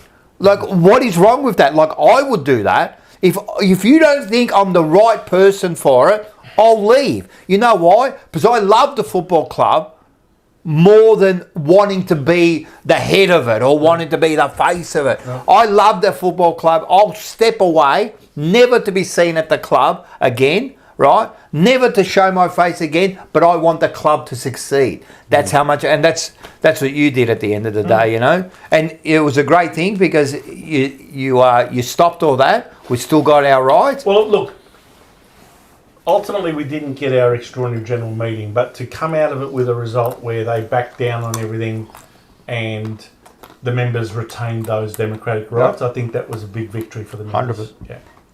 So I'm happy with that, and you know, I know I did it all for the right reasons, so I can sleep at night. You know, and, 100%. Well done. At least we've still got a club, and we've got some reasonable rules that give us reasonable democratic rights if we're not happy with the way the club is being run. Interestingly, now we have a president who's based in Sydney, and it still worries me that so many of these board members are still part of that sort of, what would you call them, corporate elites. They're just so far removed from what the average. It's always going to be hard. They try and make to get rid of them. They try and make themselves out to be, I'm a man of the people, but it doesn't wash with me. I just know it's all a big networking club. They're all big bankers and lawyers and. I think just before I do that, I think a board should be a mixture, because you need those people. You need people who are bankers and that, because it is a big business. But you also need that connection to the normal person, because it is not just a, what is it, the Group 500 biggest fucking... It's not. It's a football club for the members. So I think there should be representation, but the right representation. Yes. Yes. You know what I mean? I'm just worried in the future the wrong representation is going to go in there. Right? Well, again, they tend to appoint the people that they want every time a vacancy comes up. There's some breaking news here. I don't know if this is breaking news for everyone. I'll get to that. I'll get to that comment in a sec. What's the breaking news? Petra Khan. Oh, yeah. Hi, Petra. Oh, yeah, we know this. I didn't know this. Yeah. Priestley's wife is on the Swans board. Yeah, I mentioned that on one of our shows. Is that real? Yeah. And they live in Sydney. Yeah. But this is how it works. And how the fuck have we allowed this cunt to be on the fucking... Because we allow this shit, man. We allow this shit. Like, this bloke, Priestley, I'm not saying he's a bad president or whatever. But bro, fuck him. But he's over in Sydney, and how did he get into the board? Because Luke Sayers invited him at the time he became president. Bro. They told you that half the board got changed over? Yep. Well, the 4 vacancies were filled by 4 new people. And that would have already been in their head that he was going to be the next person. This is fucking blowing my mind. I had no idea. I found out from the emergency meeting. So how the fuck is this not a conflict of interest for the club? It is. when you got your fucking staff forward It is. going to Sydney. What you don't think you go home while have a you're chat about in what's going bed? on? Hey, We'll sweetheart, take it how out. Guess about what? Charlie Curnow for Will Hayward? He's gone to Sydney, Charlie Curnow. What the fuck? Sorry, bro. Go again. Imagine. Sorry, man. Sorry, everyone. I just had a fucking No, meltdown. you should be. I love this. Only Carlton. You'd like this. Real ones remember the Vince and TMB stream. The Vince. The Monday Blues stream. Oh, Monday Blues. Yeah. We had Vince on and he fucking, it was good. It was good. We did have to edit it out. Yeah, I heard It wasn't because of what Vince said. I don't want anyone to think that we buckled. It was a card break. No, they just wanted the card show. So it was always supposed to be just a card show. So if you look at all our other card shows as well, some of them the problem end is abruptly. we've had 10,000 complaints that the second half of the show has been cut out. Yeah. They want the second half. Yeah, we forgot the footage somewhere. It was brilliant. It was absolutely good fun. brilliant. It was good fun. It was good television. But can we switch from? Are we done with the? Yeah, we're Carlton? done with Carl. Done with the cut? Anything you want to get off your chest? I want to say one more Lastly? thing, but Go on. how did you feel? Right? Before you go, I don't know what you want to get onto, but I want to go, how did you feel, right? So there was a stage where we were doing a lot of interviews. I have to say thanks to Vincenzo. He made my dreams come true for 2 years, interviewing all the greats that I grew up with, you know. So we did all those interviews was every week. It was like, who, Vince, who can we get this week? Oh, I've just got, you know, I've got... Is Stephen Clean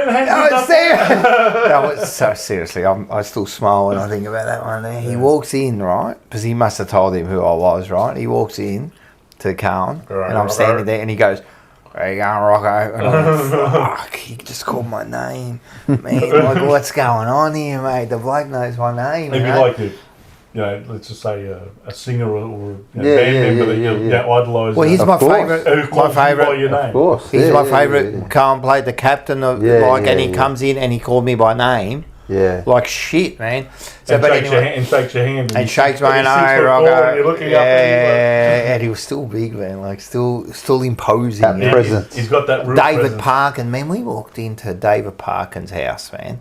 Yeah. Did like a 2-hour interview with him. Sat on his couch. We had to cut that interview into 2 parts. Yeah, it was that big. Because it was that long. And he wasn't feeling well at the time, so No. he's watching TV, he's eating his food, he's got a blanket on like an 100-year-old man, Yeah. and he's doing an interview with me, and I'm thinking, and he spoke to me, and I got scared. Yeah. So imagine him as a coach, you know what I mean? So, you know, like people like that, Sid Jackson, you know, all those players. So anyway, it was all great. Legends of the Jump Punch, Rocco. Legends, They're still there. People can still. So then access them. we go to the club, right? We do a couple of interviews and that. We did the right thing and that. And then how did you feel that some people at the club and some people outside the club, right, treated you like shit? Well, I mean, disappointing, but I need names. This is killing me. Well, first of all, there was the media manager. He media can go and get stuff. Okay. That Will, whatever his name see, was. a couple of interviews that we did. We did it. I don't know if you know, but have you been to the club since they did it all up? A little bit. Yeah, I have. There's this little section just when you Right walk at in, the you've back, got all of where the window is. You got Yeah. all of the premiership cups there On the left? in in the cases. those cases. Yeah. Beyond that, there's this little area to the left where Yeah, it's like a locker correct, room. Correct. They call it the Legends locker room because Yeah. every locker is the nominated Carlton Legends. Anyway, we did a couple of interviews in that little space. We didn't get in anyone's way. There was no one around at the time. But, yeah, the media manager there got wind of it and all of a sudden, you know, when he found out it was me, all of a sudden it was a big issue.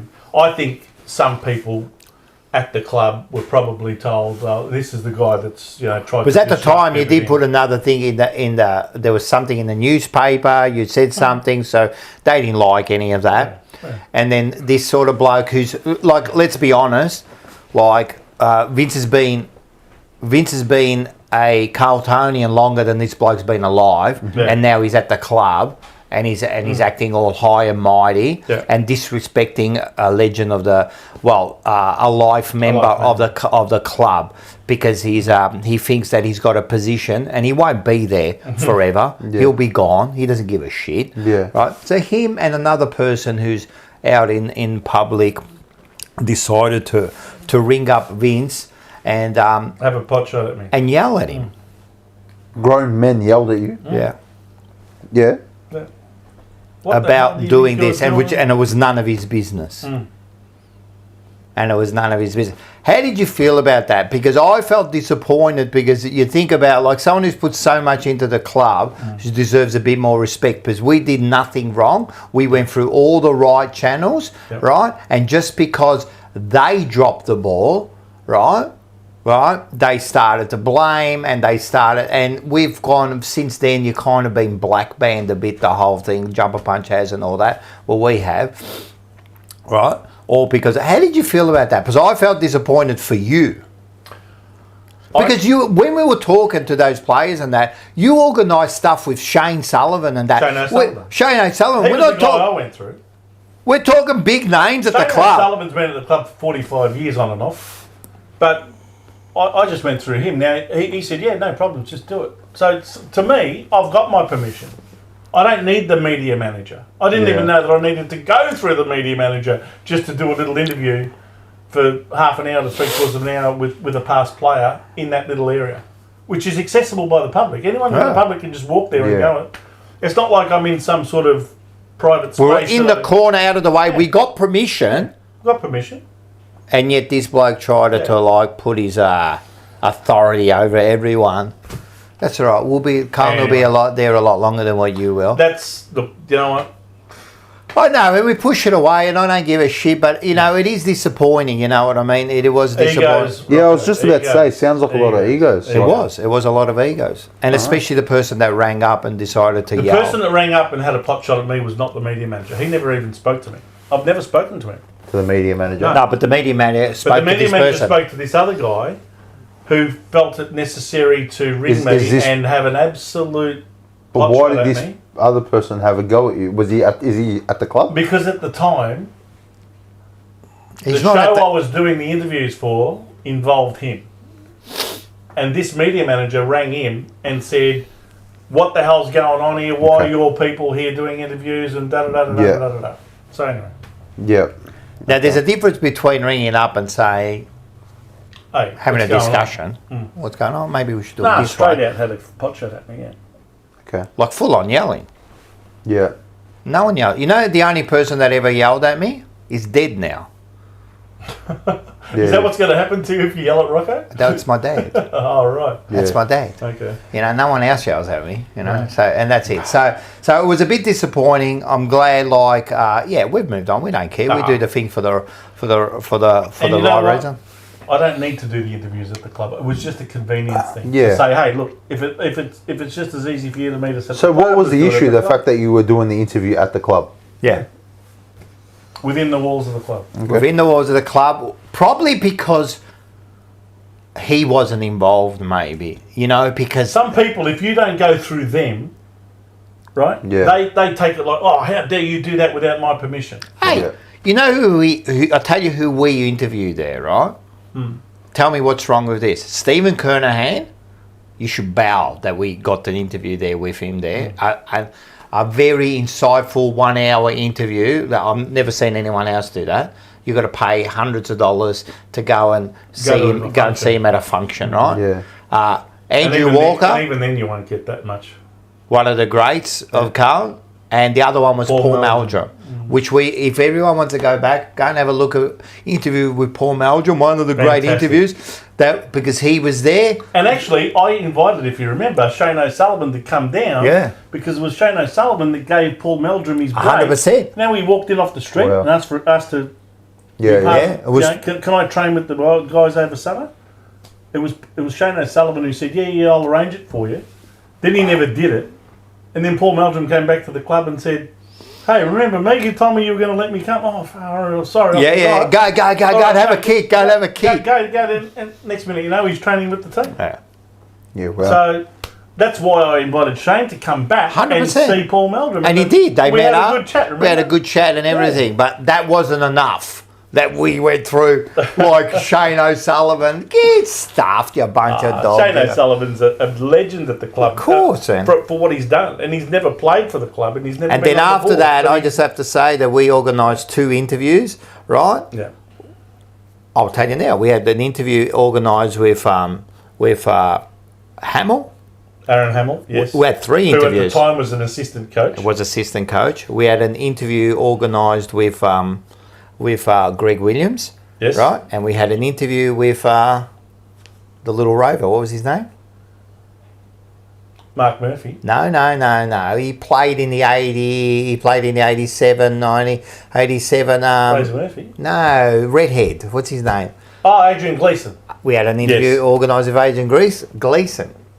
What happened? They all got stopped. And you know the one with Gleeson, he'd organised a room at the Carlton. club. And that morning that he got- rang that up got- and goes, "Oh, I can't do it, you know, like we'll have to organise another time," Yeah. and that, and then Never it just happened. stopped. That's it. Fuck. Yeah. Sounds like a lot of shit goes. Yeah. But anyway, all good, Look, all at the good end of the day, look, we had a good time. Look, what I want to remember is rather than all of those little controversies, we had a fantastic time. for Oh, 2 doing the years. interviews. You know, We still all go- to go to Robert Walls' apartment. Oh, yeah. You know, I mean, this We is the interviewed Robert legendary Walls 2 Robert years Walls, ago. who's now passed away. God rest his soul. To his apartment, he let You us know, in the house. David Parkin inside David his house. Parkins outside his house. He said, Enzo Valentino, welcome. He's a bit late to the party, but he said, didn't you interview Enzo? McKay there? No, we interviewed McKay at his Office. veterinarian office. Well, not in his veterinary. No, it was the office of his company. It's not a veterinary place. It's not like people are bringing their animals there. No, but he is a vet. He's got a He's vet, got a big business. a big Yeah. vet business. I don't know what it is. All I know It is was a in the vet. Como Centre. It was South in the Yarra. Como Centre. I just want to say And that was something. another two-part- I got a parking fine two-parter. for that day. I'll take That that. was another 2-parter. That was another 2-parter. You know, for It would have been a 3-parter Brett- if we had been talked about Abby and Sophie Mackay. Oh, and then, you know, Brent two Radden, we daughters. did Fuck, 2 they're good as too, Oh, how man. good are they? They're Yeah, fucking they're good. fantastic. Yeah.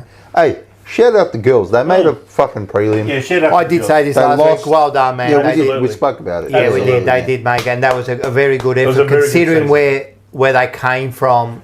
Did you see the parallels? They won their first 2 finals. Who? The girls. They won their first 2 finals and then they lost in a preliminary to Brisbane in Brisbane.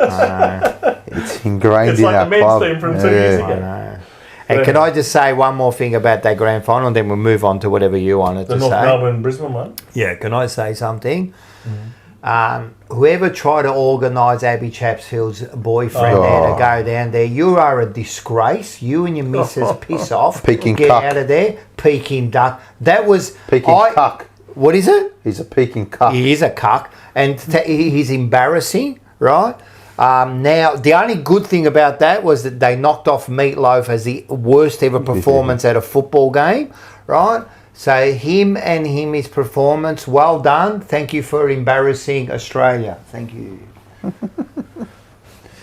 All right, now I want to switch topics. Let's go. Are we done with Let's go. Carlton? Yeah, we're done Are with we done? football. We're never done with Carlton, but we are. Oh, We've Well, we got are. an hour and a half, just over an hour and a half, and we've talked I about think it- nothing I but think- Carlton. And he said, I don't want to talk about football. No, No, this is but about that wasn't you. about football. This No, isn't I know, about I footy. know, I Yeah. know. All right. Now, I didn't realise, but during that time I should have actually had no, my car. leave it on. Leave it on. No, That's leave it what- on, because that's now what we're my gonna go- question was. You walk in I love it. and you got the red hat on. Now, I got my girlfriend, my partner, Tanya, to thank for this, because she's just come back from Hawaii, She did. I saw which the is photo. a very blue state. If you know what I mean by blue Yeah. state, the Not colour Carlton is blue. that's the Democrats, that evil satanic party over there that claims itself to be a political party. And Hawaii is basically a Democrat-run state. And she even went to one place and said, "Oh, do you have any of those MAGA hats and, make America great again, the red ones?" He goes, "I don't know what you're talking about." Actually, no, he didn't say that. He said, "I don't know what you're talking about." Dickhead. And she said, "Oh, okay." But eventually she found one. So at great expense, She finally got me a MAGA hat, which I've been dying to have for probably I love nearly 10 years. I've been trying to. I know you can get them here, but when I was overseas, I was trying to get. I couldn't find one. I really wanted one too. Yeah. So yeah. So what was your question? So the hat, yeah. Well, you just answered the question. I'm assuming you're a Trump supporter, so it's safe to assume you're a Trump supporter. I know that Donald Trump's got his flaws, and I know he's got his personality traits that some people just find absolutely impossible to, or let's just say unpalatable to them. But I think he is the greatest. I think he will go down as the greatest president that America has ever had. Based on what merit? On what he has done to protect that country from from the road it was going down. And already in less than a year, what he has done this year is absolutely remarkable in turning that country around. I mean, in the 4 years that Biden was the president, and by the way, the guy didn't know what he was doing. There was a team of people beneath him who were using an auto pen to sign all sorts of things that Biden had no idea what his signature was going on. They allowed tens of millions of people through the borders. It was just chaos. And they allowed all sorts of people, including criminals, rapists, pedophiles, drug dealers, you name it, through those borders, and they were out of control. And just innocent Americans were losing their lives to... or getting, kids were getting raped and murdered and all sorts of things. And he's done a remarkable job in closing the borders, basically eliminating all of that sort of illegal immigration and turning the economy around as well, because the inflation was going out of control. Biden turned off the gas pipeline when he first became the president. It's just... it was the most destructive part. If Trump had not have been voted in, or what is it now, nearly 13 months ago? Yep, the last one. Right, early November last year. If he had not have been voted in, not only would America have sunk, I reckon the rest of the Western world would have gone with it. And by the way, a lot of the countries in the Western world are going down, including the United Kingdom. And don't think that this country's not going down the same path, because it is, in my view. In what way? In which regards? I predict that unless something radical turns this country around, and unless the population grows a backbone and stands up to the tyrannical socialist movement that's taking over this country, in 25 years from now, this will be a third world country. I really do believe that. We're going to be a very, very poor country with a very poor population. Is that what they want? That's another conversation. Slobbo, bumped into Dictator Dan today. Oh, what? AKA Daddy. He's not serious, is he? I don't know. I don't know if he's serious or... Is he really that? I don't know. See, I'm definitely not with the Democrats. Like I hate the left, right? I think that's all pretty shit. But I'm also... How radical have they become? Yeah, but everybody's radicalised. That's the thing. We're all radicalised in a way. But apparently, for the views that I hold, which is basically what I would regard as common sense, I'm an extreme right wing. Yeah. Mad, tyrannical. Not tyrannical. I'm a mad. What do they call them? Fascist. Yeah. So. Because I believe in controlled immigration. Because I believe in all of those common sense policies that Donald Trump's just brought into America. So with immigration, do you believe that it needs to stop completely for a bit? He's done that in America. Just now, he announced it last week. He announced that it's from one nation, from one country. Not from one country. It was from Afghanistan or something at the moment. You like that. Don't look at me. Was it just Afghanistan? After the shooting. There was a shooting of 2 guards. Yeah, that's right. Oh, there was the shooting, yes. Yeah, so he announced that I think that they're looking at really eliminating a lot of immigration from countries where a lot of people of that type. So not just Afghanistan. So here's my argument to that. Yeah. Right? Yeah. You got America going into these countries, fucking it up completely, and then telling the people, fend for yourselves. We're out. That's wrong. So where do you That's expect not these? Donald Trump that did that. No, He's no. In fact, he has in fact stopped 8 wars this year. But he's also funded a genocide, right? What? He's helped fund a genocide, right? And you can't Who say are you that's referring to? I'm talking about Israel Palestine. Oh, we're going Right. to get into that. Okay. Well, that's not a matter of that's not even a matter So you of think debate. America's funding Israel? Of course it is. I think the Western world has funded them. Right. Look at how much money do you think Australia has sent to Israel? Just look at that, Well, then why did Australia come out and have this stance because it's all show. acknowledging Palestine as a state and all that sort of thing? After what? After they've just spent billions of dollars funding it. Now that's you can't even. That's not even a debate. This is factual information of money they've So sent. you to think Israel. Albanese is pouring millions into funding Israel while at the same time siding with the Palestinians publicly? It took him 2 and a bit years of the genocide and public opinion to shift. At the start, public opinion was very much on Israel's side. Mm-hmm. And then that shifted once we started to get real life footage, right, of what's actually happening.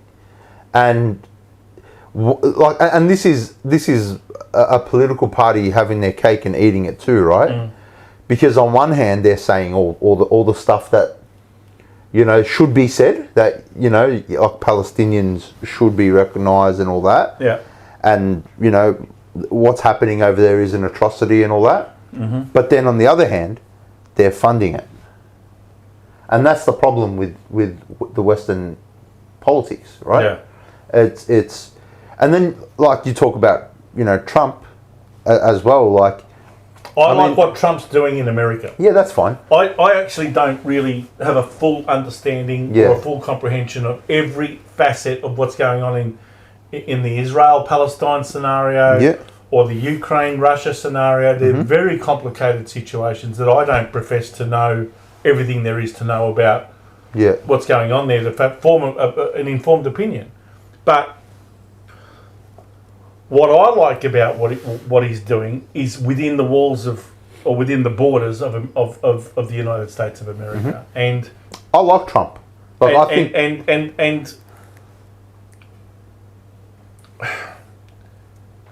if it wasn't for him coming to the rescue of the average American out there, the Democrats, a little bit like Labor here, have become this elitist, what I call Chardonnay socialists. Okay, that's what they've become. They promote and try and sell you the idea of socialism while living in the lap of luxury and having the best that capitalism can offer in their privileged positions in politics. I can't stand most politicians because I think they're all in it for the wrong reasons. and like that's It my is a thing. rort. When you think about it, right? I'll tell you what I don't like about politics. That people can get into politics, have positions of power, completely misuse taxpayers' money to the like. I've even heard just recently what's going on here in Victoria, right? Just ridiculous how they just blow taxpayers' money down the drain. If they were directors of a private company, they would be behind bars. They would be charged with trading while insolvent. Yeah, Daniel Andrews belongs behind bars, absolutely, I agree with that. in my view. I think he destroyed Right? Victoria. And Absolutely. Jacinta Allen is no different. That's why I call her Jacinta Andrews. My thing is, I think that they're all cooked, and I think Trump, like Trump, makes himself look like this Christian, that this man of God, and I think that's just a manipulative tactic to just use Middle America for votes. It's the same thing that Labor does here with immigrants. Yeah. They use immigrants for votes. Yeah, Hey, it's a fucking tactic. It works. sure. Fucking good on you. Well, you've got to get your voting base from Exactly right. wherever you're going to get it. My issue is that you've got people who are so sold on Trump being this man of God. He's not a man of God. If you can't call yourself a capitalist at that level and be a man of God. You can't. That's an oxymoron in itself. Sorry, Rocker. Okay. Slob in the Slob. I love his name. Slobby. Slobbo. Sydney will be Mumbai in 5 years. Spot the Aussie. Nice. Mumbai. Yeah. Will be Mumbai. I wouldn't say that about Western Sydney. I don't know much about Sydney, but Western Sydney is going to be more like somewhere in the Middle East. Well, this is the thing, and this is what I true. mean. But you got Taken over. But you go into these countries, Australia, America, the UK. You're going into these countries. Yep. You're tearing these countries up. You're creating refugees, Yep. and Why then cannot- complaining when these refugees come here. can I ask? And mind you, Hang on, we're creating refugees. of course you are. You're destroying countries. Oh, you mean what we're doing overseas? You're creating refugees. They got no choice but look- to come over here. What do you want to do? Like this is the thing. This is the thing I say about. I wish I knew everything there was to know about it, so I could form an opinion based on fact rather than perception. But my perception is that there are a lot of warmongers out there that have been involved in the highest levels of American politics that make squillions out of war. Of course. But all they Western promote- countries they do, don't promote war, they push it, I think they sell every their country. arms. Yeah, yeah. Yeah, I don't Do think all of it's- these things to make money out of wars. That's why they call them the never-ending wars or whatever. Of course. What do they call them? Basically the never-ending wars. Why? Because they keep making money out of selling And that's their the arms problem. and everything else. That's the problem. Right? The rich get richer, but you got to ask yourself, who are the rich getting richer? Do you think they care about the loss of life in these countries? They couldn't care less. No, they definitely don't care about that. My thing is, right, like I understand the immigration You know that bloke argument. that just died recently? What was his name? Cheney? He was one of the worst. Yeah, Dick Cheney. And he was Cheney, the defence minister under Bush. Yeah, he was. And that was a Republican government. I just want to make a point, by the way. Everyone thinks, you're anti-Labor because you can't stand Daniel Andrews and Jacinta Allen. I haven't voted Liberal for years either because they've lost me too. They, to me, are just the most diluted Labor-like version of Labor. They're not truly representative of conservative, mainstream, common sense Victorians or Australians. And unless they get back to being that, their approval rating is going to continue to tank. What are they down to under Susan Lee? 28%? They can't win an election on that.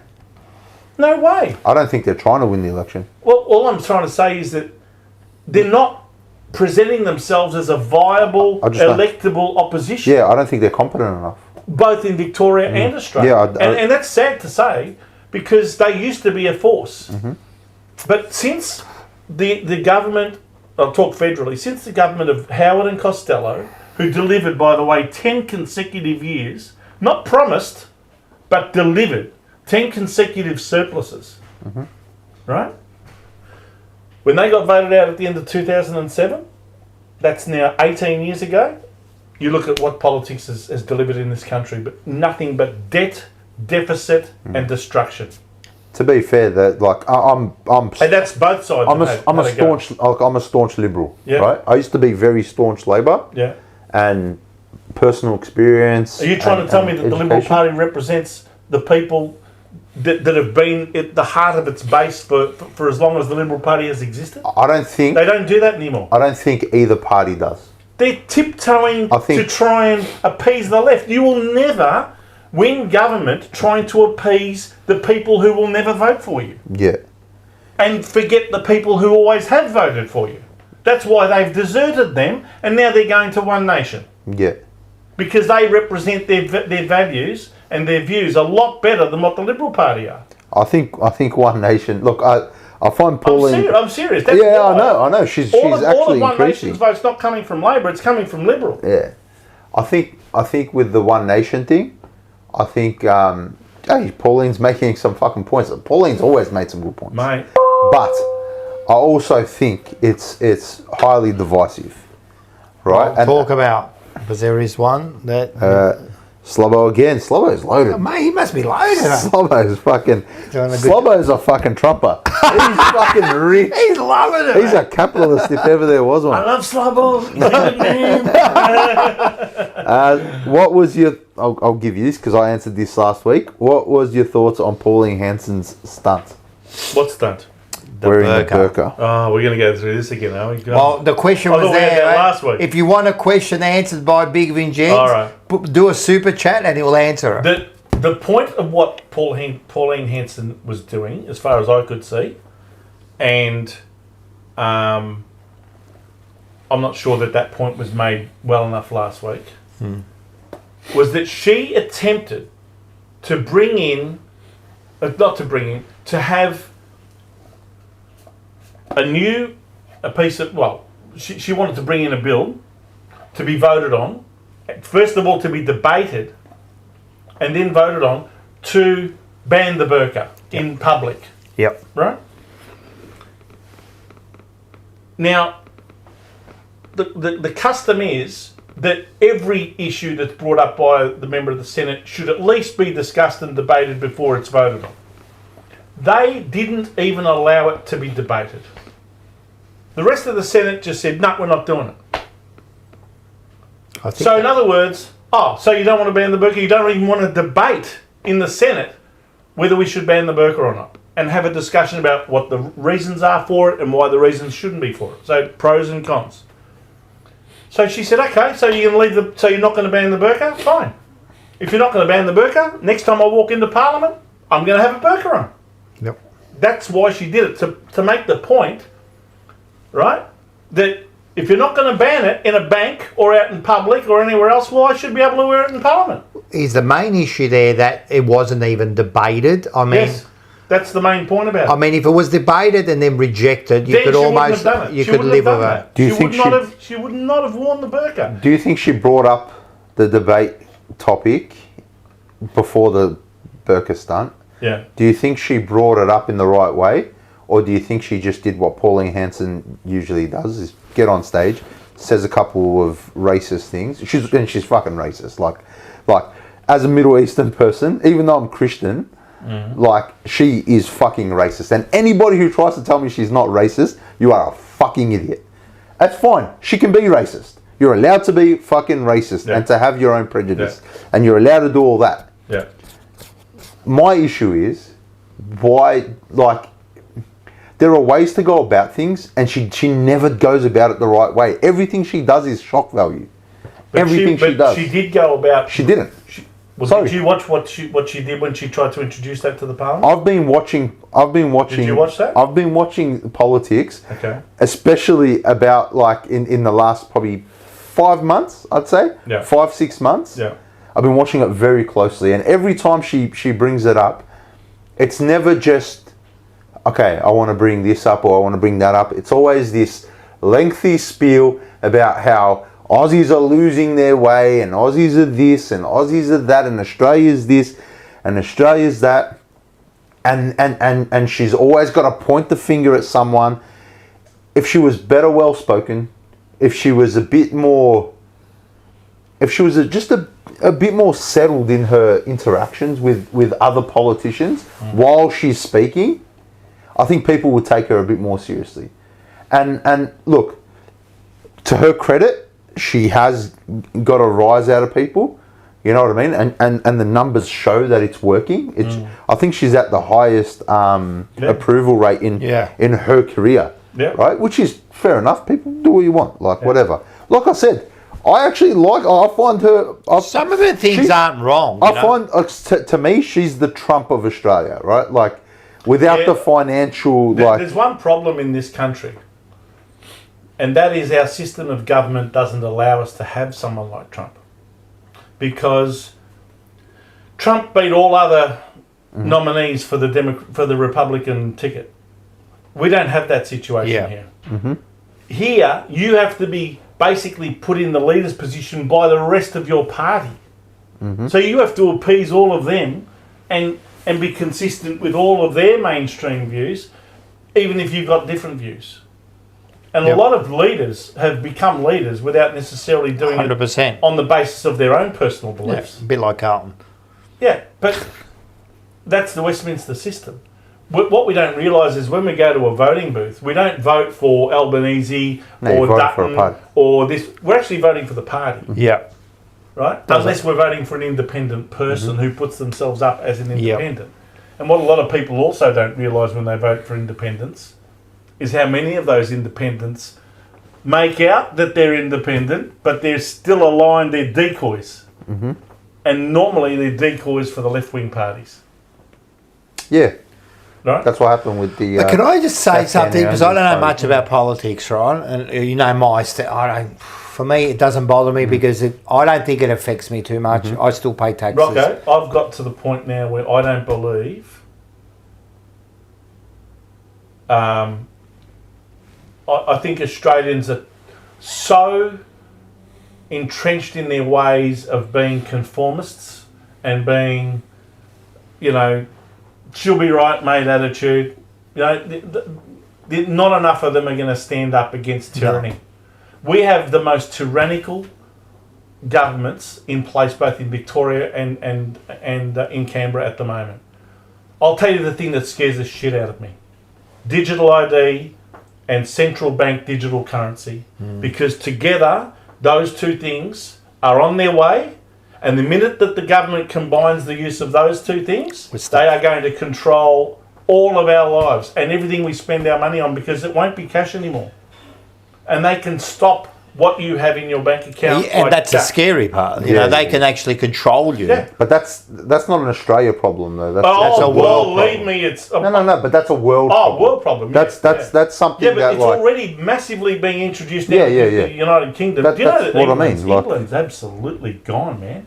Mm-hmm. England is... I'm telling you, they are on the brink of collapse. The United Kingdom. It is absolutely... And if you look at Nigel Farage and what he's representing now in the United Kingdom is their last hope. He is their version of Trump. Okay? And if he doesn't get voted in at the next election, say goodbye to the United Kingdom, mate. It's finished. Do you know that they are allowing illegal immigrants in there at the rate of knots, and they are raping and pillaging, and there are places there that even the police won't go. The police will not go into certain cities and certain towns. There are no-go zones. This illegal immigrants, I mean, this is a big issue. Telling you. It's a big issue all over the world. The police are arresting people for Facebook posts because they say something which might be deemed to be anti-immigrant on a Facebook post. And they're arresting them, while allowing immigrants to rape the kids and to steal and to pillage and to carjack and all the other things that they're doing. Sounds like Victoria, doesn't it? It starts with the carjackings and all of that. You watch. Well, definitely things have got worse and a little bit more unsafe. We are asleep. You see it more than anyone. Asleep at the wheel in this country. We are asleep at the wheel. And I'm telling you now, if digital... Well, the digital ID thing's already in. And this whole social media ban for under 16s, don't think that they give a damn about your kids. Don't for a second, anyone out there thinks that the government gives a crap about your kids. They couldn't care less. This is all a hoax. It's all to make sure that everybody uploads their digital ID. It's a and start, you're going to end up having an ID situation for everything. It's a start, isn't it? I'm telling you, mate. It's the work of tyrannical governments, and it's happening everywhere, and it's scary. What worries me is, why are these people doing it? You can't tell me that can't tell me that they're stupid. They're doing it for a reason. Control And power, and they're being paid off. They're being paid off. But it's always about control, isn't it? Oh man, come on. Do you want to get into that? Yeah, fucking no. Say it. My belief is that there is a cartel of absolutely filthy, rich squillionaires. And who are they? That they want to change What do they represent? What do you mean, what do they represent? They represent the devil. That's what they represent. And a lot of them are into these satanic groups, by the way. But I'm telling you. Here in Australia? No, I'm talking about worldwide. The world, and Australia's part of the whole world. You cannot tell me... Who are these people? The World Economic Forum. Do your research on these organisations if you don't believe me. The World Economic Forum. Who are these people? Health Organisation. The WHO. Who are these people, Vince? The big families. Mate, the cartels of people who are wanting to depopulate the world by Why? billions of people. Why would you want to depopulate the world? Because there's too many. What do they call the average person again? Who? There's a term that they use. Oh, The eaters, the something eaters. Have you heard the expression being used? No. It's like the nuisance eaters type of thing. You know, we're people that, you know, we're getting in the way. I thought you were talking about another group of people. I was going to say Gentiles. No. No. Look, special breed. what I'm trying look. Useless, all I'm trying useless to say eaters. Is, all I'm trying to say is that these people Useful are all idiots. part of this great Everyone's reset got thing. names. Okay. Collingwood supporters. Great. No. Do your homework on it. The Great Reset and what they want for the world, But why? so that they can control it and make squillions themselves. can't you make all more at our expense? Can't you make more if there's more people? No, that's more people. You have, the more people you got to feed. So this is the thing, like, for me, and like, I don't want to get into it. We're getting into a lot of stuff that will take for hours. But, not just that. I feel like there's so much. The whole COVID thing is another. Yeah, it's all part of it too. I just feel like we're so heightened, right? There's so much information in our hands at the moment that it's like, hang on a sec, we're so overloaded with so much divisive information. Now, what's real and what's not? To be fair, none of us actually know. None of us will actually know. We can have our suspicions. Of course. We can have our ideas. We can have our convictions. But we don't actually know. Right? And I think that's the issue. And I think... But you'll never know. That's exactly right. So I think, like, for me, I had to step back. I had to really just pull back on... Let's keep it local. Let me ask you a question. Before you go, before we forget, Let me scroll up. Slobbo again. Slobbo's low. Are we right to go, Vince? Dan Andrews wants to know. Are we right to go? I don't know. What does that mean? I don't know. To let us know. Well, put it this way. Go local. What do you want to talk about? Don't get me started on Daniel Andrews. No, we won't talk about Daniel Andrews because he's a piece of shit and he's a dog. He's gone. He's gone too. So If you're watching, fuck you, you dog. But think about where we are at now. Now, let's keep it local to Melbourne and Victoria for starters. All right? Do you like what you're seeing on the news every night these days? I don't watch the news, but I know what you mean. That it's not getting any safer. You know, like it's definitely. Do you honestly think that we're going in the right direction as a society?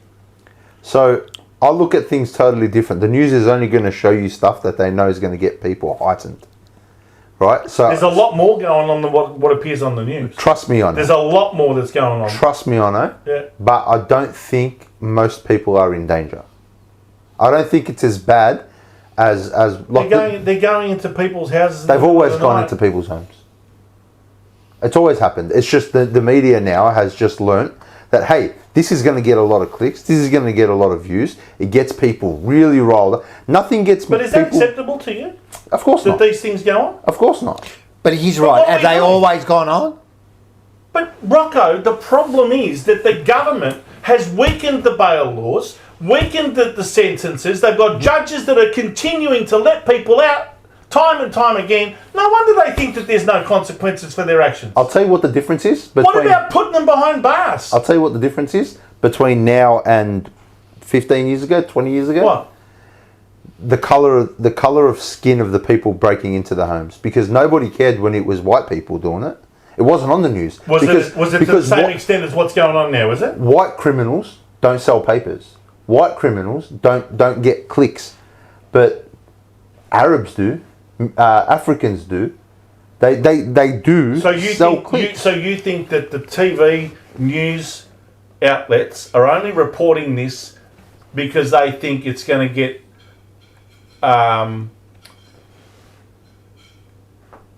the white Australians hating the black Africans, etc., and it's going to create the racial divide. I think. And when it was white Aussies robbing the houses of other white Aussies, it was no big deal. They weren't even reporting it. Is that what you're trying to tell me? and it was been going on the same extent to what it is. No, it's probably worse now, but that's because our population is bigger, right? So you're going to have more crime. You're going to have more of everything, right? So that's just that's just going to happen. You're going to have more of everything, good and bad, right? It's just that look. My point is this: it is encouraged.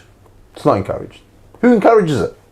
The government with its policies. I understand that the bail laws are low, right? I understand are shit, and I get that. Whatever happened to actually giving punishment? See, you know what gets me?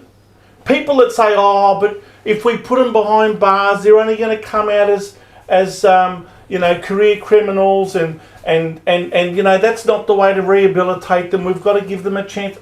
This lettuce leaf approach is bullshit. No, I get that. I'm with you on that. Right? I understand the laws need to be changed. If you really severely punish people, and I mean severe, right? I don't care about what implications it has on them. How about proper punishment for what they did? How about punishment that suits the crime that was committed? I'm with you on that. I'm absolutely with you on that. But they don't. They don't even give them murder. They're giving them less than 20 years now, and they're out in 10 or 12. I get what you're saying. I'm with you, right? Bail laws should be tightened. Everything should be like... And one thing I truly believe in is that a person should be able to do whatever it takes to protect their family and their home, right? So that's one thing. But we haven't got laws we haven't got that. And I think America, we absolutely need that. In America, they do. The problem is you're going to get people who are heightened already because you got to remember... Channel 7, Channel 9, Herald Sun, whatever, all that. It's a business. Yeah. They're going to report and put out whatever's going to make them the most money, whatever's going to attract the most eyes. And that's always been the case. Exactly right. And nothing sells more than division. Nothing. Since September 11 especially, nothing sells more papers, gets more clicks than division. Whether it's racial, whether it's religious, whether it's abortion, whether anything that creates discourse and division sells. Let me ask you this. Wait, sorry, before you ask. Yeah. My thing is, and not just to you, to anyone, right? I wouldn't be watching the news and getting angry by it, right? You should be angry by what's happening, absolutely. But they have their own agendas too, and their agenda is to make money. And they make money by heightening emotions, right? That's what gives them. That's what feeds them. So I think as a community, absolutely, we should stick together. We should protect each other. There is a rise in crime and all that, but and there are 100 issues. Have you seen the figures? Have you seen the police? I get it. Come out with the figures and how much youth crime has increased. I get it. Knife crime has increased, and all of these machetes and all that. Like we never used to see that. I get it, but again, you've got a growing You're trying population. to tell me that there was as much machete crime, but that's like. and it was just white men doing all of these crimes, apparently. But what I'm saying is, you're suggesting that this is all a racist approach by the media to crime. No, I'm saying don't fucking get sucked into the media. I'm saying these crimes exist. Absolutely. Yeah. But don't get so heightened by it. Don't start not going out because you think a black guy's going to come around the corner and stab you. Do you know what I mean? What I'm saying is the media is they've got you. From listening to you, Vince, they fucking got you, bro. Like they've got you by the balls. What? No. What? No, it's not that the media's got me. I feel like they have. No, they haven't. What has upset me and angered me is the soft on crime approach that's being taken to all of this situation, and some victims are almost being treated like you're the problem, and the perpetrators of these crimes have got all of the sympathy and we've got to try and understand the circumstances, but why? They know what they were doing. So I punish them. I'm going to jump in. I agree with both of you, right? I agree with you. I agree with Vince. But I also agree that the punishment has definitely got less now. 100%. Right, and you said something last week about, we'll talk about another thing, and you said like, they should be feared. Like fear 100%. is a way to 100%. stop people, because you said when you were young, Like the old man was tough on you, but that fear I used to get stopped fear you just seeing a policeman used to make me scared. That fear stopped you do it. You still did things, but it stopped you doing certain things. And I think now the people out there that are committing these crimes have got no fear because they know they're going to get away with it. So if it was a little bit tougher, right? Then maybe some of these other crimes would stop because at the end of the day, people can say, "Oh, but look at the jails; they're full. Does punishment really stop them?" Yeah, it does. My word, like you don't go out there and you think, you think about it. You go, "I don't want to go to jail," right? And I think a lot of them are getting away because they are immigrants and that. I agree. Yeah. No, I'm not saying that. I'm not like I agree with that. Now I'm going to show you my extremist views. Okay, if I was in charge of Australia, I would, with delight, with pride, build the world's largest jail right in the middle of the Simpson Desert. And I would send every freaking criminal who commits rape and murder and all these things straight over there. And I would give people massive sentences that you would find mind-boggling. And I guarantee a crime would stop like that. Because people would shit themselves about committing such crimes. I think some crime would stop. I mean, not all crime because jails are still full. No, that's fine. You wouldn't stop all crime, but it would dramatically reduce. I agree. And the ones that you catch, they know what's coming. What about... They know what's coming. What about, like, immigrants... And by the way, I'm a believer in the death penalty. Okay. So am I. Yeah. So am I. At certain points, but I think that's... I'm telling you. It depends on There are some people that just do not deserve to breathe another breath on this planet. For me, it's pedos and rapists. Pedos and rapists. Yeah. Once it's fucking been proven. How would you like beyond reasonable doubt? But that's the problem with that because, there's been cases where, and then so there's always that. But apart from that, immigrants that come over, right? We let them come in there. But this is one of the problems, Rocco. Yeah, but listen to this for a sec. Yeah. Should there be more harsher penalties if we allow you in, right? And then you commit a crime that's a serious crime. Are you saying that they should get more severe crimes than the local population? Is that what you're trying to suggest? It shouldn't be like that. No, it shouldn't. But if you come in... But we let them in without making them realise what standards they have to adhere to. At the end of the day, what I'm saying is, just say someone that we're allowed in, right? Yep. And when I say that, I know that sounds wrong because our parents came in and that, but we allowed in. If I commit that crime, I go to jail. You can't. We're gonna send me. This is my country, right? But with you, it should be like a situation where you go, you know what? If you do commit rape and that, back you go straight away. I don't even think it's go back. I think it's just a bullet to the head. But you know what the bleeding heart lefties will say? You know what the bleeding heart lefties will say? I'm trying to be figure. Yeah. But what I'm saying is, shouldn't that be the crime? Like 100%. We're allowing you here. 100%. If you do that crime, out you go. No second chance. My thing is with immigration, you come to the country, fucking assimilate. Yes. Right? That's my thing, right? Assimilate. Yes. Assimilation is a key part. Don't come to the country. But do you think that's what most immigrants are doing now? No, because and this is why I'm on your side. Like, this is why I get what you're saying. Yeah. My thing is, don't get sucked into the media. My thing is, do not get sucked into the media. How many times, like, and this is the problem. Don't get me wrong, I can't stand the mainstream media. I think they're a freaking paid off, corrupt bunch of... I just think they have their own agenda, and their agenda is division, right? And I think if you just watch the media, if you just watch the news, right, you're going to end up, like, if you watch enough of it, you end up hating an entire community. You end up hating an entire race, an entire religion, right, based on 2 weeks of watching Channel 7 News, 2 weeks of watching Channel 10, 2 weeks of watching Why? Is this all just for clicks? Most of it, look, I understand they're just reporting what's happening, right? And yes, what they're reporting on probably did happen that way. But I know from my own personal experience, I don't want to say something. I don't want to like talk out of school. I don't want to say anything I shouldn't, right? But from my own experience, not everything they report happens the way it happened. Yes. Right? Agree. And I think it's very easy to manipulate things when you've got multiple cameras, when you've got multiple voices. So I think my experience has taught me that just to chill a bit when it comes to soaking in the media, right?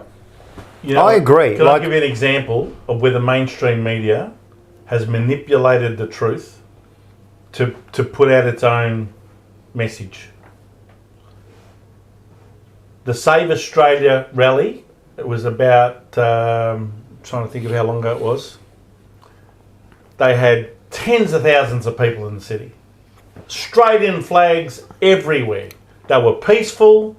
They were singing the national anthem as they were going along. The police could not fault them. All of that. A group of neo-Nazis, small little group, probably 50 of them, come along and try and take it over.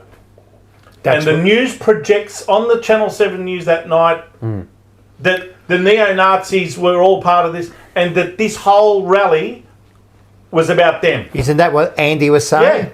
That's why. Did you see the cop that came out? But the cop came out and With said, the rocks. "See these rocks? Yeah. That was by a left-wing group." He said the Save Australia people were exemplary in how they did everything, and they adhered to orders. They adhered to our advice. They did everything we asked of them. It was the people that were on the left wing who came along and threw these rocks at us. Do you know that the news did not report what he said about the left wing in the news that night? They did bits and pieces of what he said about the rocks and how some people threw rocks. They almost made it look like the people that were the peaceful ones were the ones throwing the rocks. That's how they tried to just twist it and manipulate what was said. So that a lot of people would have looked at that and gone, "Oh, these people were throwing rocks at their rally, at the police." I'll tell you off. No, they weren't. It was the disruptive mob, the left-wing lunatics who came along there and tried to throw rocks at the police. They're the ones that he rightfully and correctly pointed out, but the news didn't report that. But on social media, that's where a lot of the truth comes. A lot of people now are just using social media for their news because they don't trust the mainstream. But even social and even media, in America, though, But even what social I saw media. of the mainstream media in America during the election of last year, they're a freaking disgrace. MSNBC, NBC, CBS, ABC, CNN, probably one of the worst. They're a disgrace. They're not independent news outlets anymore. They are propaganda machines they all are though. for the Democrat You were Party. saying, But you you've just got mentioned- some for the Republicans as well. You've What? got Fox News. But when I watch Fox News, yeah, I hear you. But what that's you're saying, because but that's because you agree with the values. No, they are more truthful in what they report. I disagree. I don't think that they're more truthful in what they report. I think they're more truthful to my beliefs. Now I'm a Christian, so I believe in more conservative values, in conservative Me too. ideas. Me too. So like maybe a Fox News appeals to me a bit more than it would Rocco, right? But I think I've just got so much distrust in media in Yeah, But general. you were saying also, like, you're saying that, but social media is turning like bro, that social too. media- bro, Can it's you like- really trust You know all who I get social my media? media from there in America? Joe Rogan, Megyn Kelly, okay? And in both Britain and America, Piers Morgan. Yeah, he's a fucker. And guess what his show is? Guess He's a- what his show is called? Unfiltered. He's a The one that he interviews people? Fucking dog. dogs, mate. And Ever you since that we you support a dog here. Here, off you go. I'll give you the tip. He's been doing his show a lot longer than yours. has he actually? He's Yeah. been So doing his show a lot longer than you. my thing is, everything you take in when it comes to news, right? Just take it in. Understand. Okay, this is probably what happened, and then you gotta you can't take it at what they've given you. It can't be at. They're never telling you something at face value. It's always there's an agenda behind it, and that comes from 99% of media, right?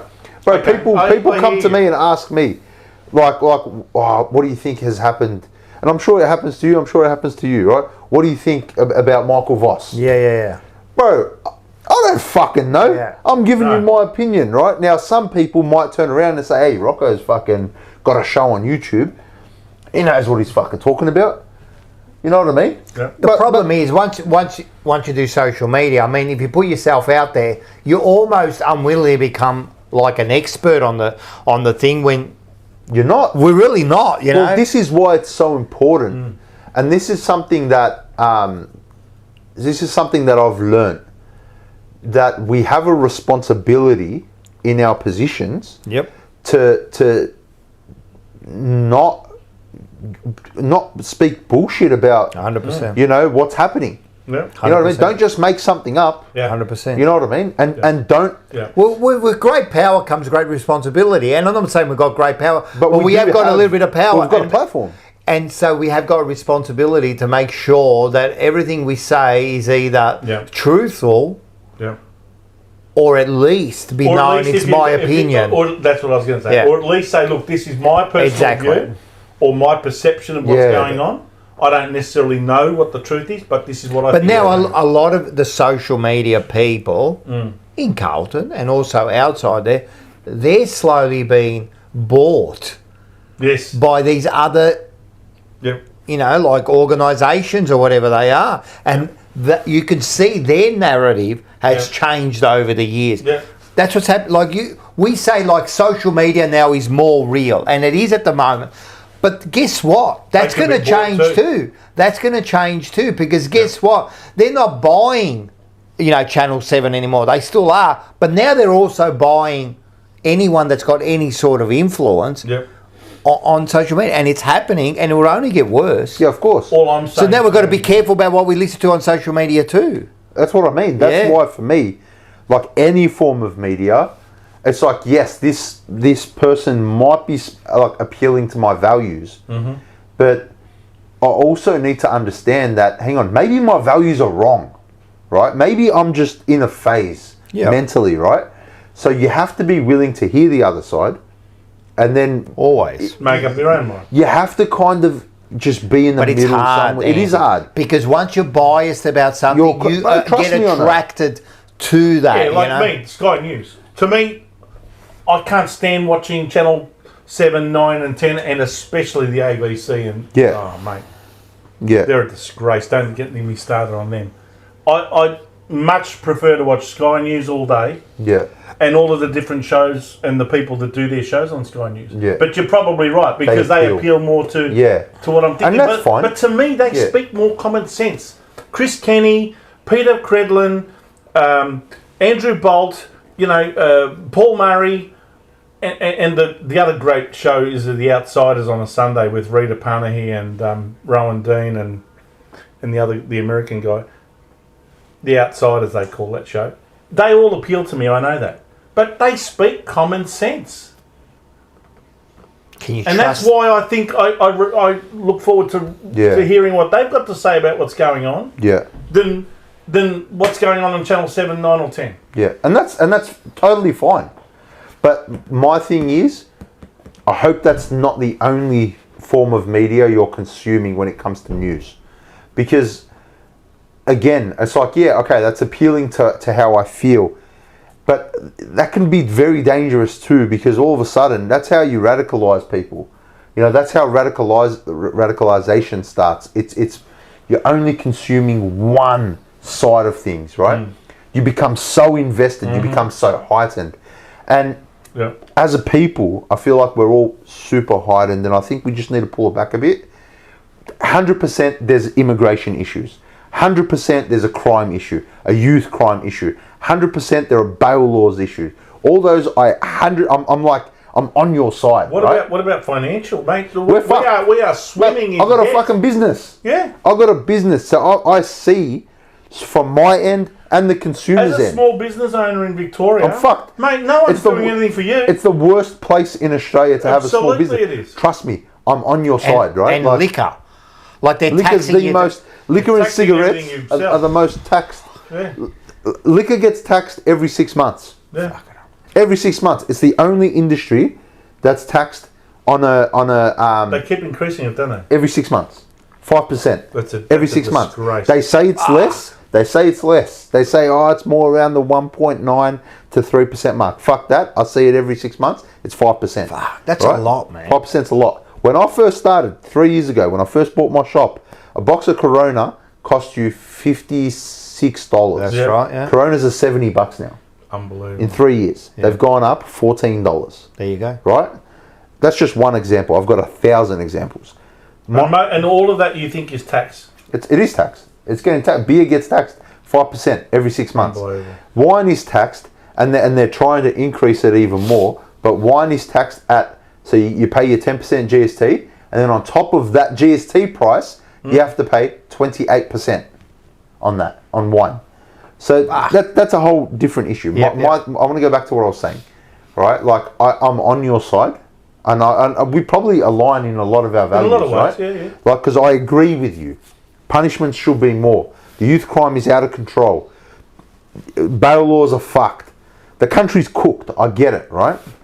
I think it is. I just think we are so divided as a people that we're never going to fucking fix it. But do you feel that we're losing our culture? 100%. Like, what Because worries people me- aren't assimilating. and This is what what I'm I saying mean. about the UK. The UK has had its traditional culture totally destroyed because of rampant immigration and the policies that these governments have got. Right? A lot of these people have completely taken over cities to the point where the police will not attend anything that's going on there. They will not do it. Whereabouts is They that? are lawless societies in England, right? Try going through Birmingham. There are parts of London. I did hear that. Do you know that? I mean, do you know? I mean, Do you know that for years now, right? What the most prevalent baby name is Muhammad. in England? Muhammad. Yeah. But that's going to happen with population. So Islam's growing. You've got you know. Yeah, but they're going to take over Well then, without having to fire a bullet. okay. But this is the thing. Like, so what do? What they're going to do is they're going to outpopulate everybody. But that, And in 50 years from now, right, and it'll happen in Australia as well, and it'll happen in England, and it'll happen in Ireland, and in Scotland, can you stop and New that? Zealand, and Canada, and all of these places that accept all of these hundreds of thousands of immigrants from all of these countries. That's what's going to happen. They are going to invade through the womb. So Okay. so what's your solution? Especially while governments continue to use taxpayers' money to fund them to come here, and then once they're here, to give them everything that they could possibly need and want, Are they all on the taxpayer. are they funding them to come here? Absolutely, How? they are. They're accepting them here. But how are they funding them to get here? Because I know from my experience being Middle Eastern, Yeah. people pay through the teeth to get to Australia. How did you do it? What do you mean? Well, how did they do it? Who did they pay? No. They pay, like, it costs money to come here and to start in here. what- A lot of these people are coming with no money. Okay, like do they're you mean paying to go on an aeroplane or paying to what? paying to go on an airplane, paying to a lot of They're these getting people. it back they're getting it back in spades the minute they get here, because a lot of people are coming here because they are being told by their friends and cousins and relatives and everything else, come to Australia, you can come here, the government will give you money as soon as you come here, you go straight on to Centrelink. See, And by the way, there's a lot of polygamous relationships going on, where one bloke will have a wife living at number 1 Smith Court, another one at number 3, and another one at number 5, and another one at number 7, and another one at number 9, and all of these women are all claiming government benefits on the basis that they're single mothers. so And all he does is let- impregnate all of them. I want to hear what were you going to say? so with that one there. Do you think that that's right? All on the taxpayer. So I know a lot of Muslims, right? Yeah. A lot, being Lebanese. Yeah, I think I know one person yeah. who's got multiple wives. But that's you. But That doesn't mean that there's not going on everywhere else. yeah. But I don't think you understand just how many Muslims I know. No, I'm not. I'm just letting you know that that is such a small minority of a minority. Like that's such a weird thing to be But like. should that be allowed? The government's aware that this is going on, and yet they continue to allow it. Well, I don't know the specifics of what the government allows and what they don't allow. It made the news. But I don't think. I just thought I'd test you with that one because you're going to say, "Oh, they're trying to divide." Well, this is the thing. I don't think that happens as quite as often as you think. Like, bro, you just said financially we're cooked, right? Yeah. These people aren't. They're not doing that. Like, bro, I know so many Arabs. Now, like, why else would they come here? Why are they leaving their countries to come to Western countries? And because then the Western countries have fucked their countries. Okay, but then once they get here, they want to turn the Western countries because you've into just the same country that they just came from. And that's what I disagree with, right? People doing that. Well, that's happening all over the Western world, But including America. But the West has to take accountability for going into those countries and destroying them. Oh, come on, you can't tell me. Afghanistan, Iraq. They're the two biggest immigrations in the last 20 years. Both countries were invaded by the West under false pretenses and have been absolutely fucking raped. Yep. So the answer to it is to then go into those countries that invaded us and fuck their countries. That's the answer, is it? That's justified. Well, you've created refugees. But are you saying that they need that's to go justified? somewhere?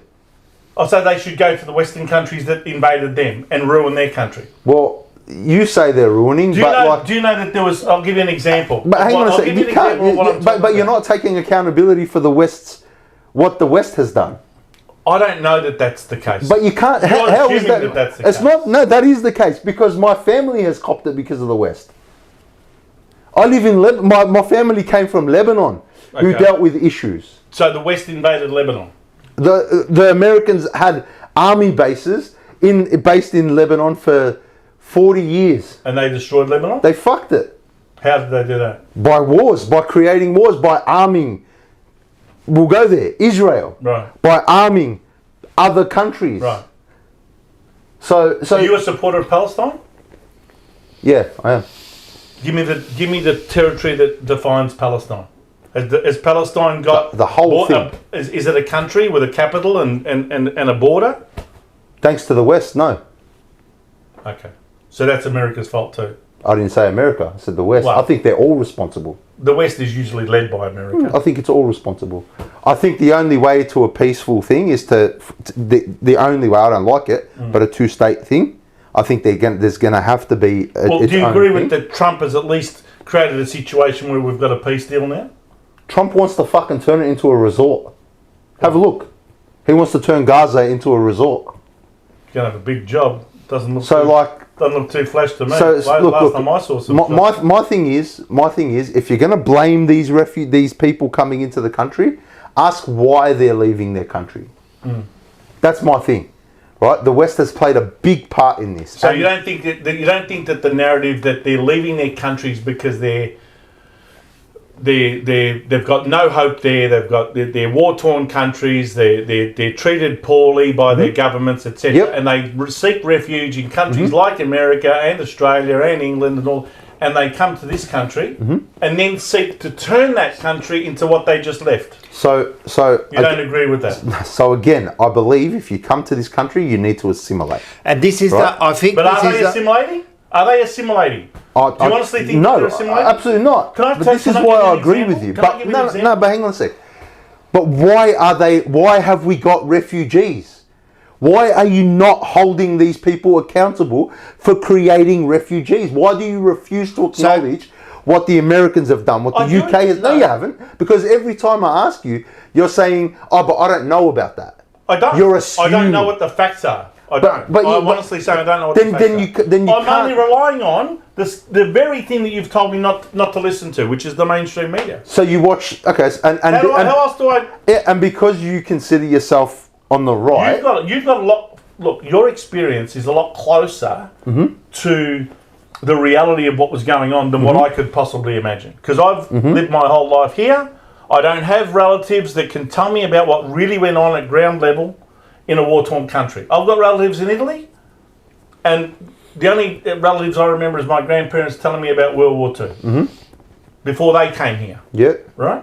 But when they came here, they they didn't assimilate. seek to change the country into what they just left.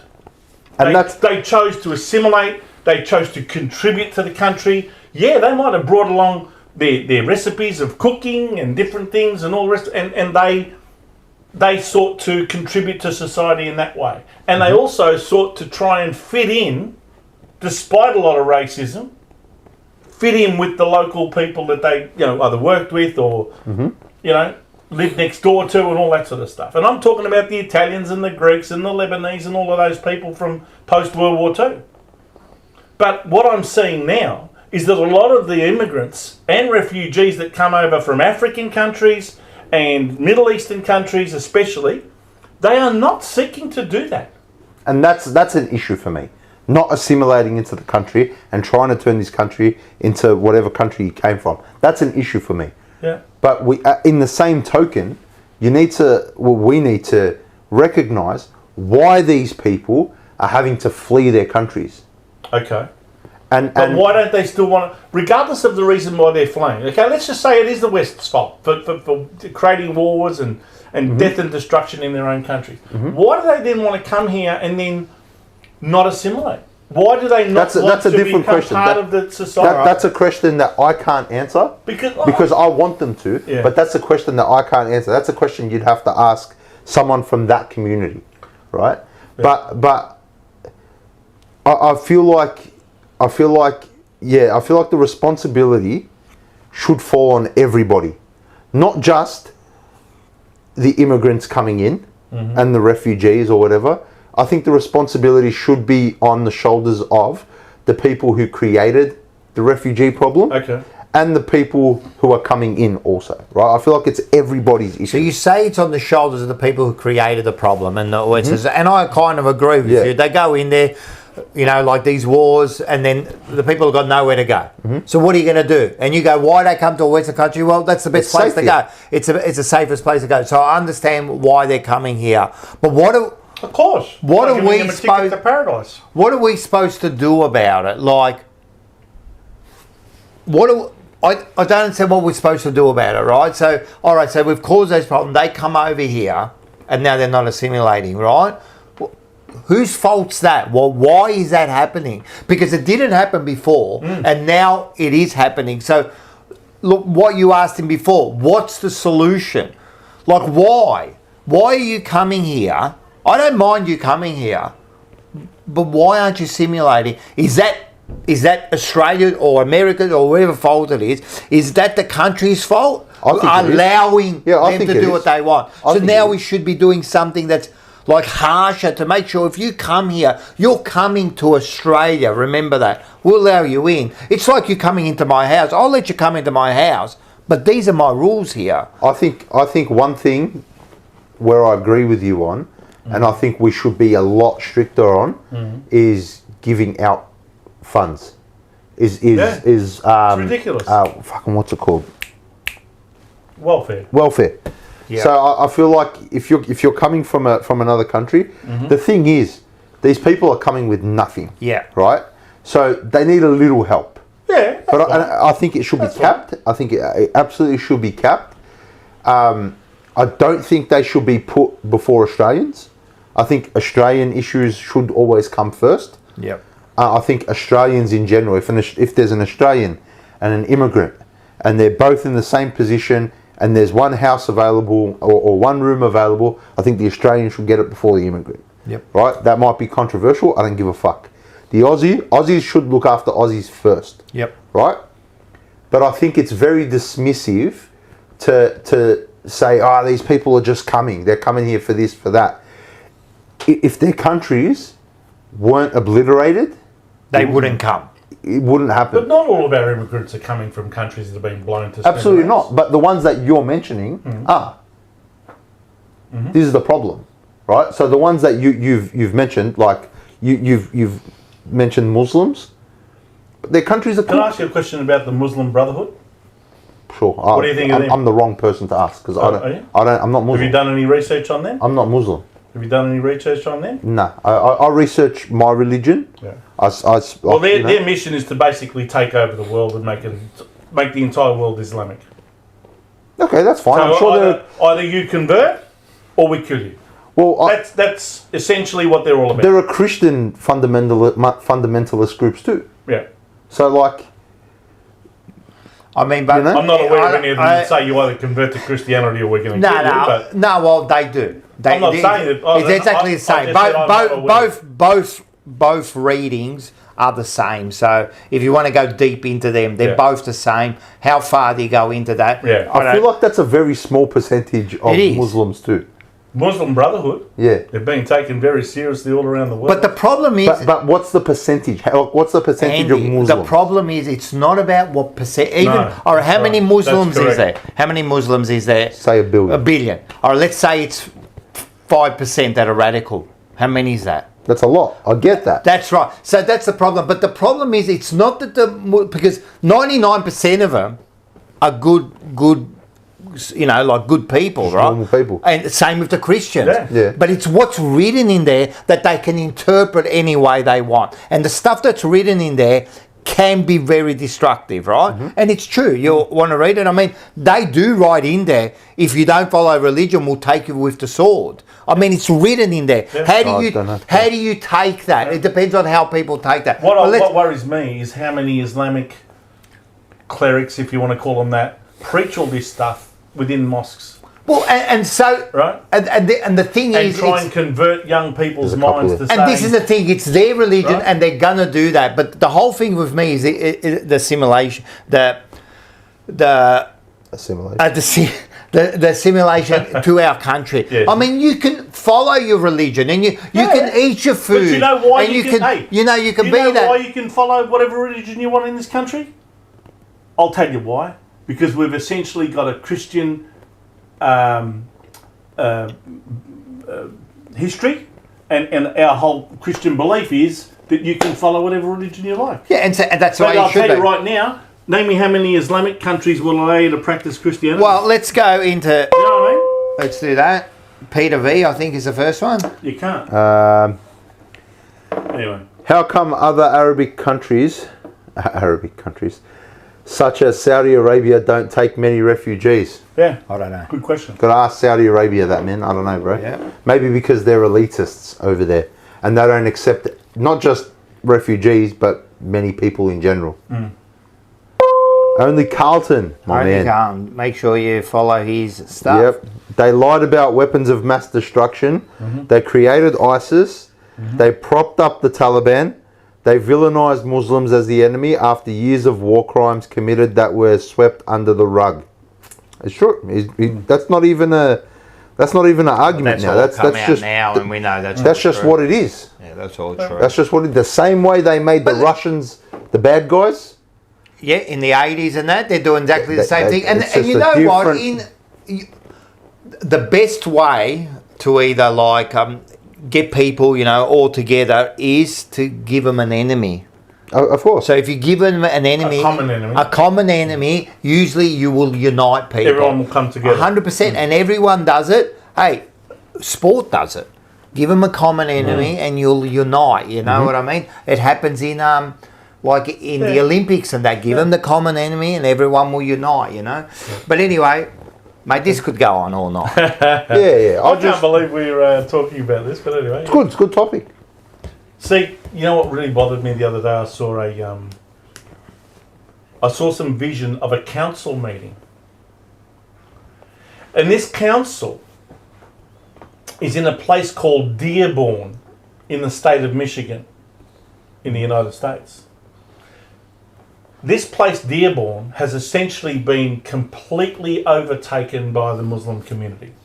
So much so that at their principal mosque, and it's a huge thing in the middle of the city there, they have these calls to prayer and all that. And it happens all in the middle of the night, and these voices come out and whatever. People complain about it, bad luck. Anyway, I'll get back to this vision of the council meeting. This guy, this American guy who lives there, went to the council meeting, who, by the way, the mayor of this particular council is a Muslim as well. And he complained that there was a street name in the suburb that had been changed to honour someone who was a terrorist. A terrorist that supported Hezbollah and Hamas. Right? A terrorist sympathiser, sorry. right? Not a terrorist, a terrorist sympathiser. So are you saying? And so he went to the council meeting and said, look, I'm really bothered by the fact that you've changed this street name to honour some guy who's a sympathiser to terrorists, like that are Hezbollah and Hamas. Do you know what the mayor, the Muslim mayor, said to him? Something along the lines of,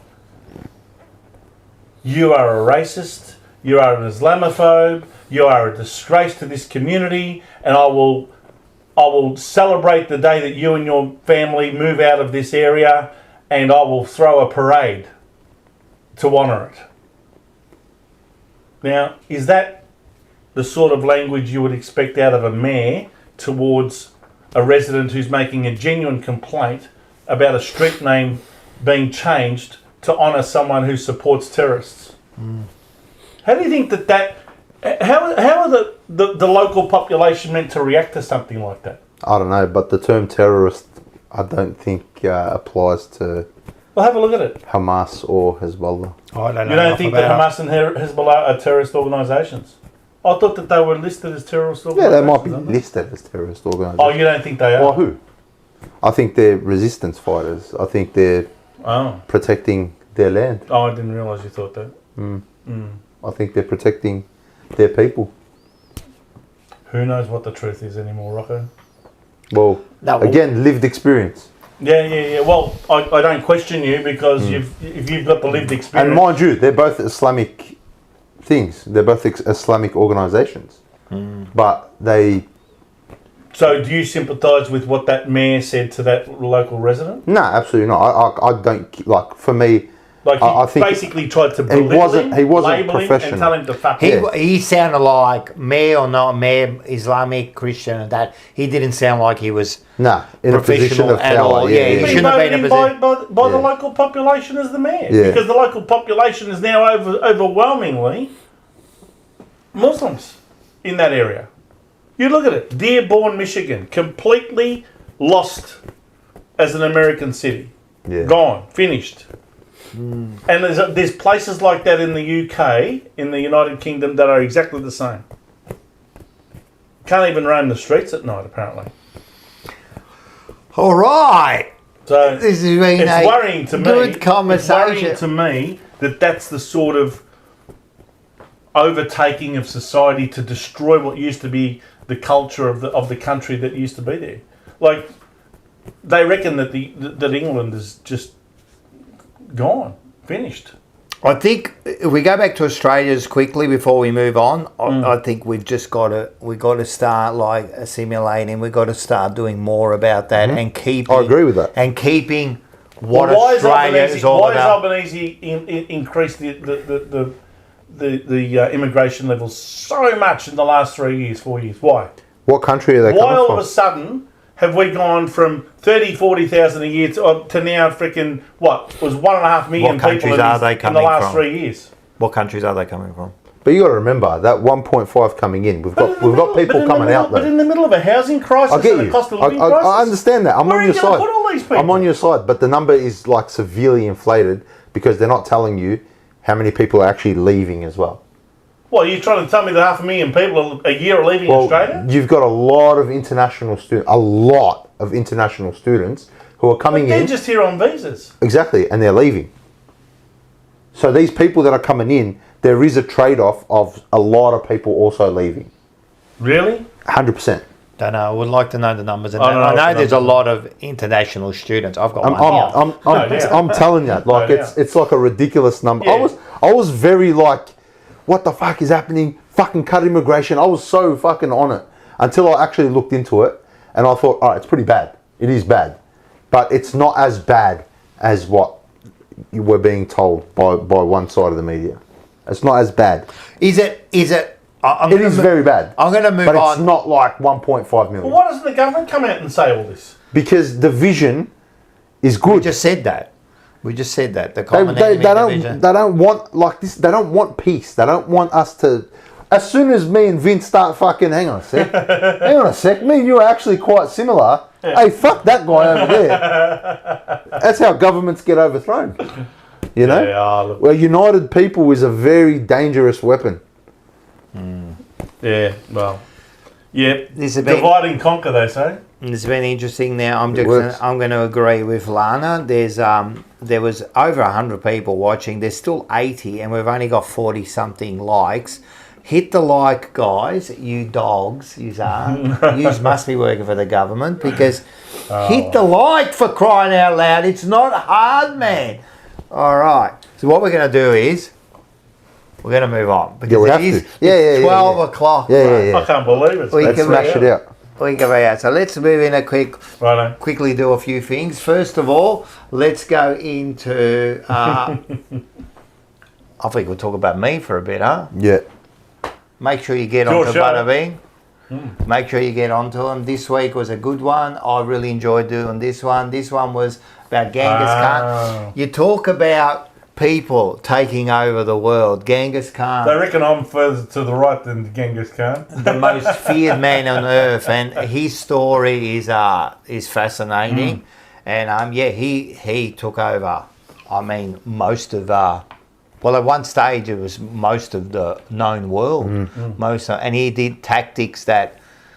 Look, he was. I keep saying this, right? He was a terrible man, but he wasn't.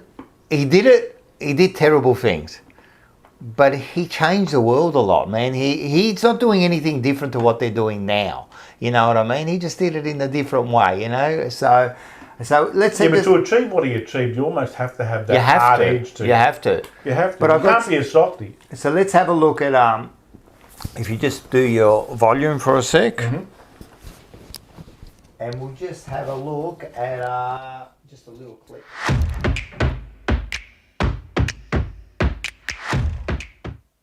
Hey, listen, have I got a story for you? This one's got betrayal, revenge, power grabs, and a body count that makes Goodfellas look like a kindergarten class. Forget about dragons and swords and all that fantasy rubbish.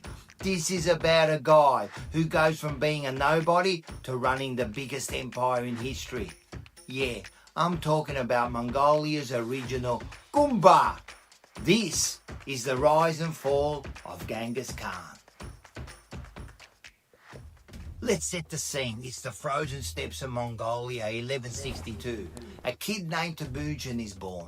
Back then, he wasn't Genghis yet.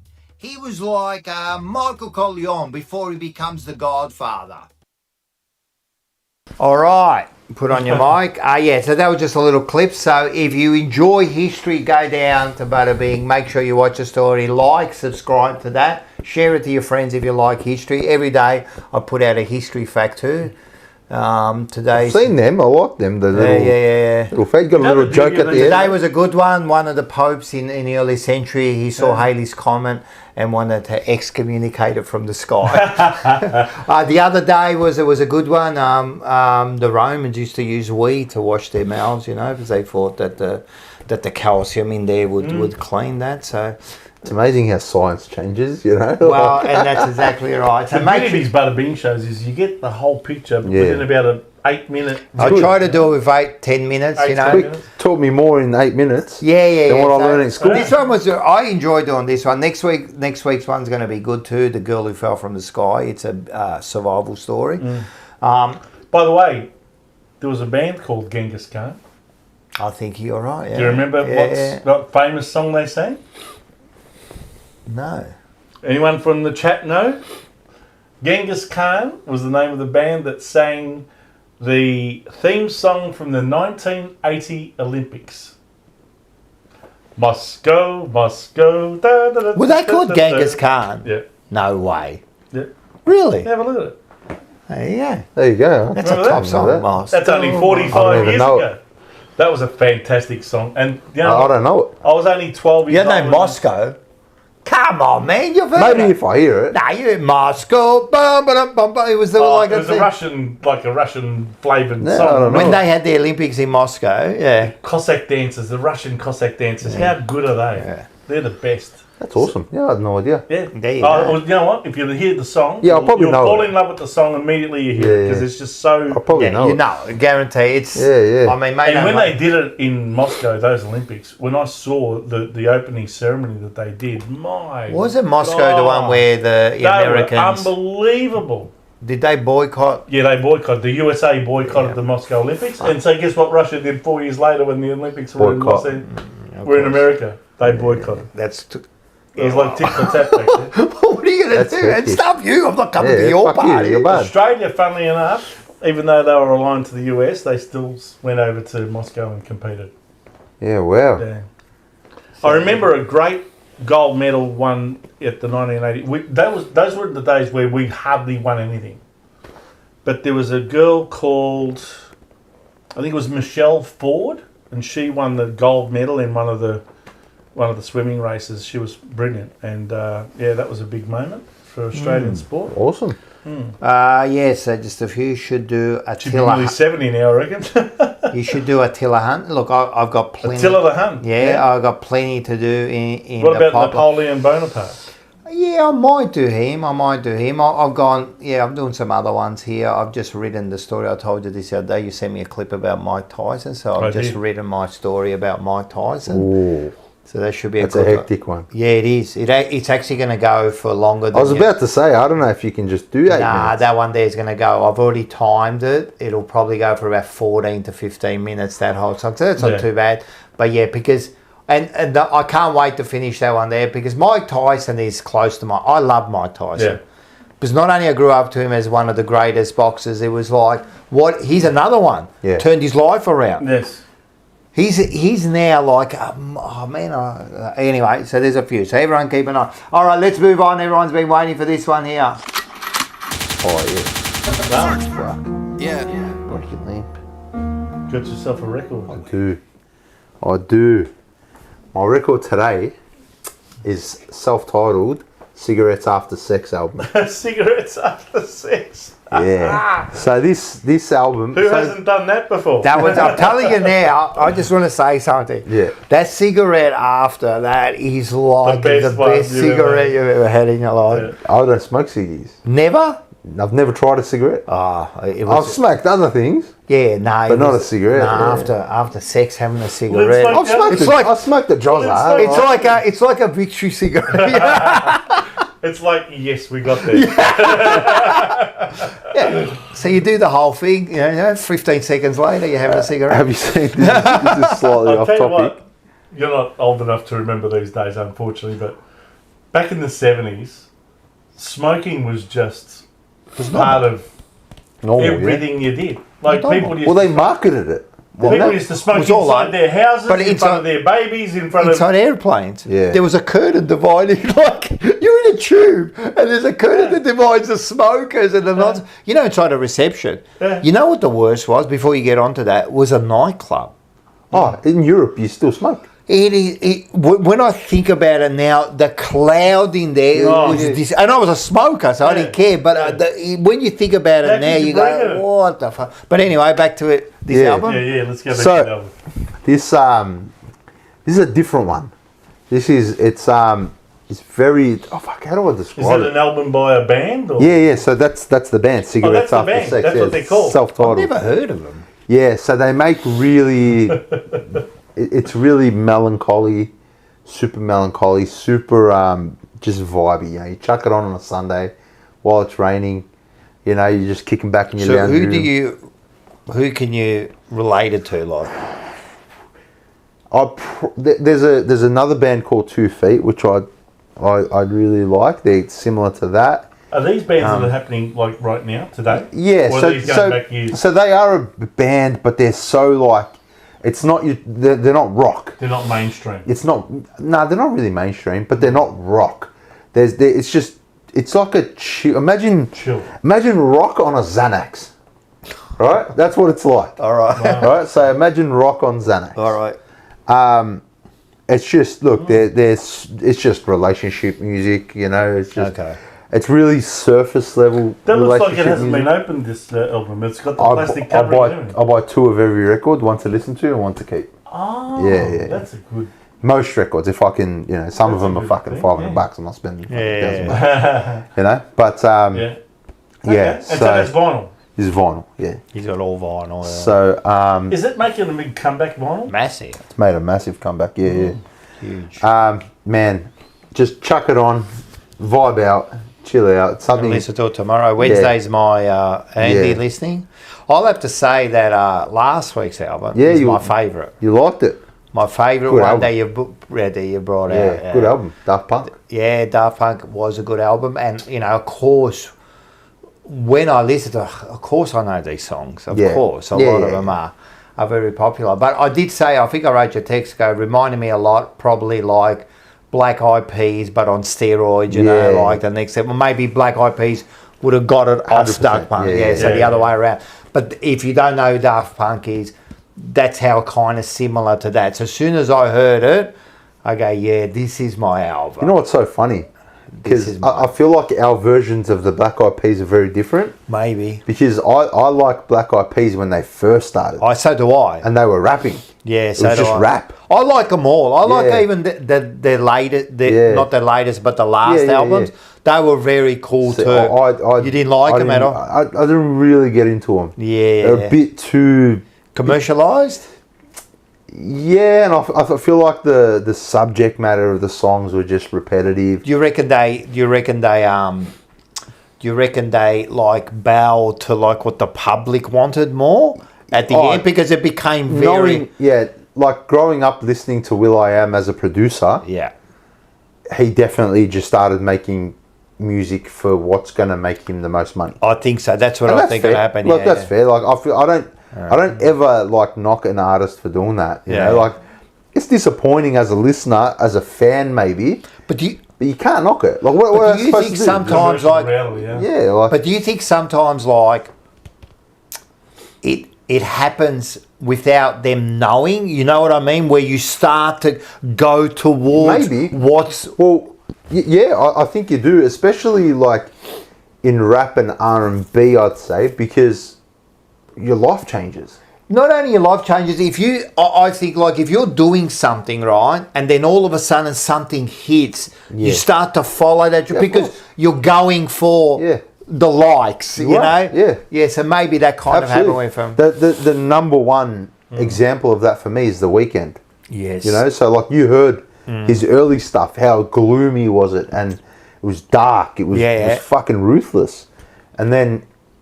He was very honest with his fans. So in the booklet of those first three mixtapes, when he released it as one album, the trilogy, he actually says, he apologizes to his fans in advance. He says, I want to be a pop star. This is just a little stepping stone for me. That one day I'm going to make pop music. So enjoy this. And he did. And he's the biggest pop star in the world. He's the most streamed artist in the world, I think. Yeah. So, you know, this album's cool. It's cool as fuck. I'll be listening. Chuck it on, man. Like, it's something you can listen to just chilling with your missus.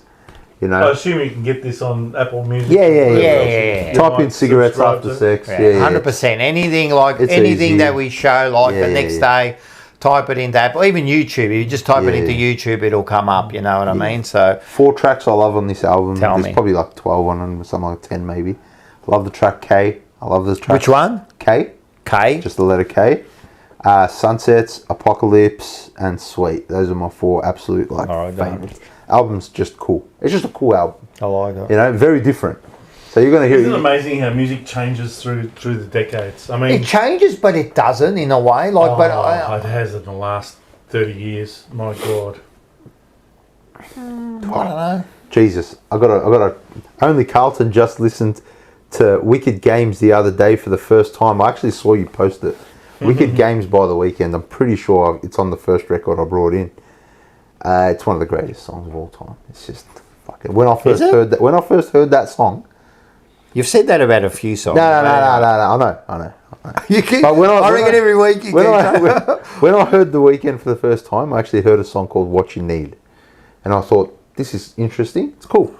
Then I heard... Not the one by NXS. No. It's a singer called The Weeknd. That would be my favourite What You Need. No, it's a singer it's a song by The Weeknd. I heard What You Need. I thought, this is really different. It's really cool. Then I heard The Morning and I thought, holy shit, this is fantastic. And then I heard Wicked Games. And when I heard Wicked Games, I said, this guy is going to be the greatest artist of all time. Wicked Games. Wicked Games by The Weeknd. We're going to It's listen just to it tomorrow. loud, but listen to it loud. You say everything listen to loud. No, this one you don't have to. This one, that one's more relax. Yeah. I like it. All right, beautiful. Yeah, as I said, Wednesday's my Andy listening album day. I usually listen to it. Okay. Yeah, because he shows me on Only Tuesday Carlin night. just said it's genuinely the greatest song I've ever heard in my life. Who said Yeah, that? but only Carlin thinks that Mollop's the greatest footballer ever too. So I don't know what I can take you seriously with. No. I'll definitely listen to it tomorrow. Yeah, 100%, man. That's good. All right, and as I said last week, I really did enjoy that album, and I've actually listened to it a few times. It's a good album. I loved it. Great album. I loved it. Really. You got to check out their other stuff. Yeah, I did. I think you'll really like Random Access Memories No, too. well, you know what else I listened to? So I listened to that, and then Bocheck sent me one. Yeah. Is it Alive? Alive, yeah. He sent me that, Yeah, which is what some of their earlier stuff that's even more on steroids. yeah. So I like that too. Way more experimental. Yeah, that's really good. So I did listen to both of them, so I will be catching up with more of their stuff. All right. I think we go into this one. What do you want? We go into How this badly? one.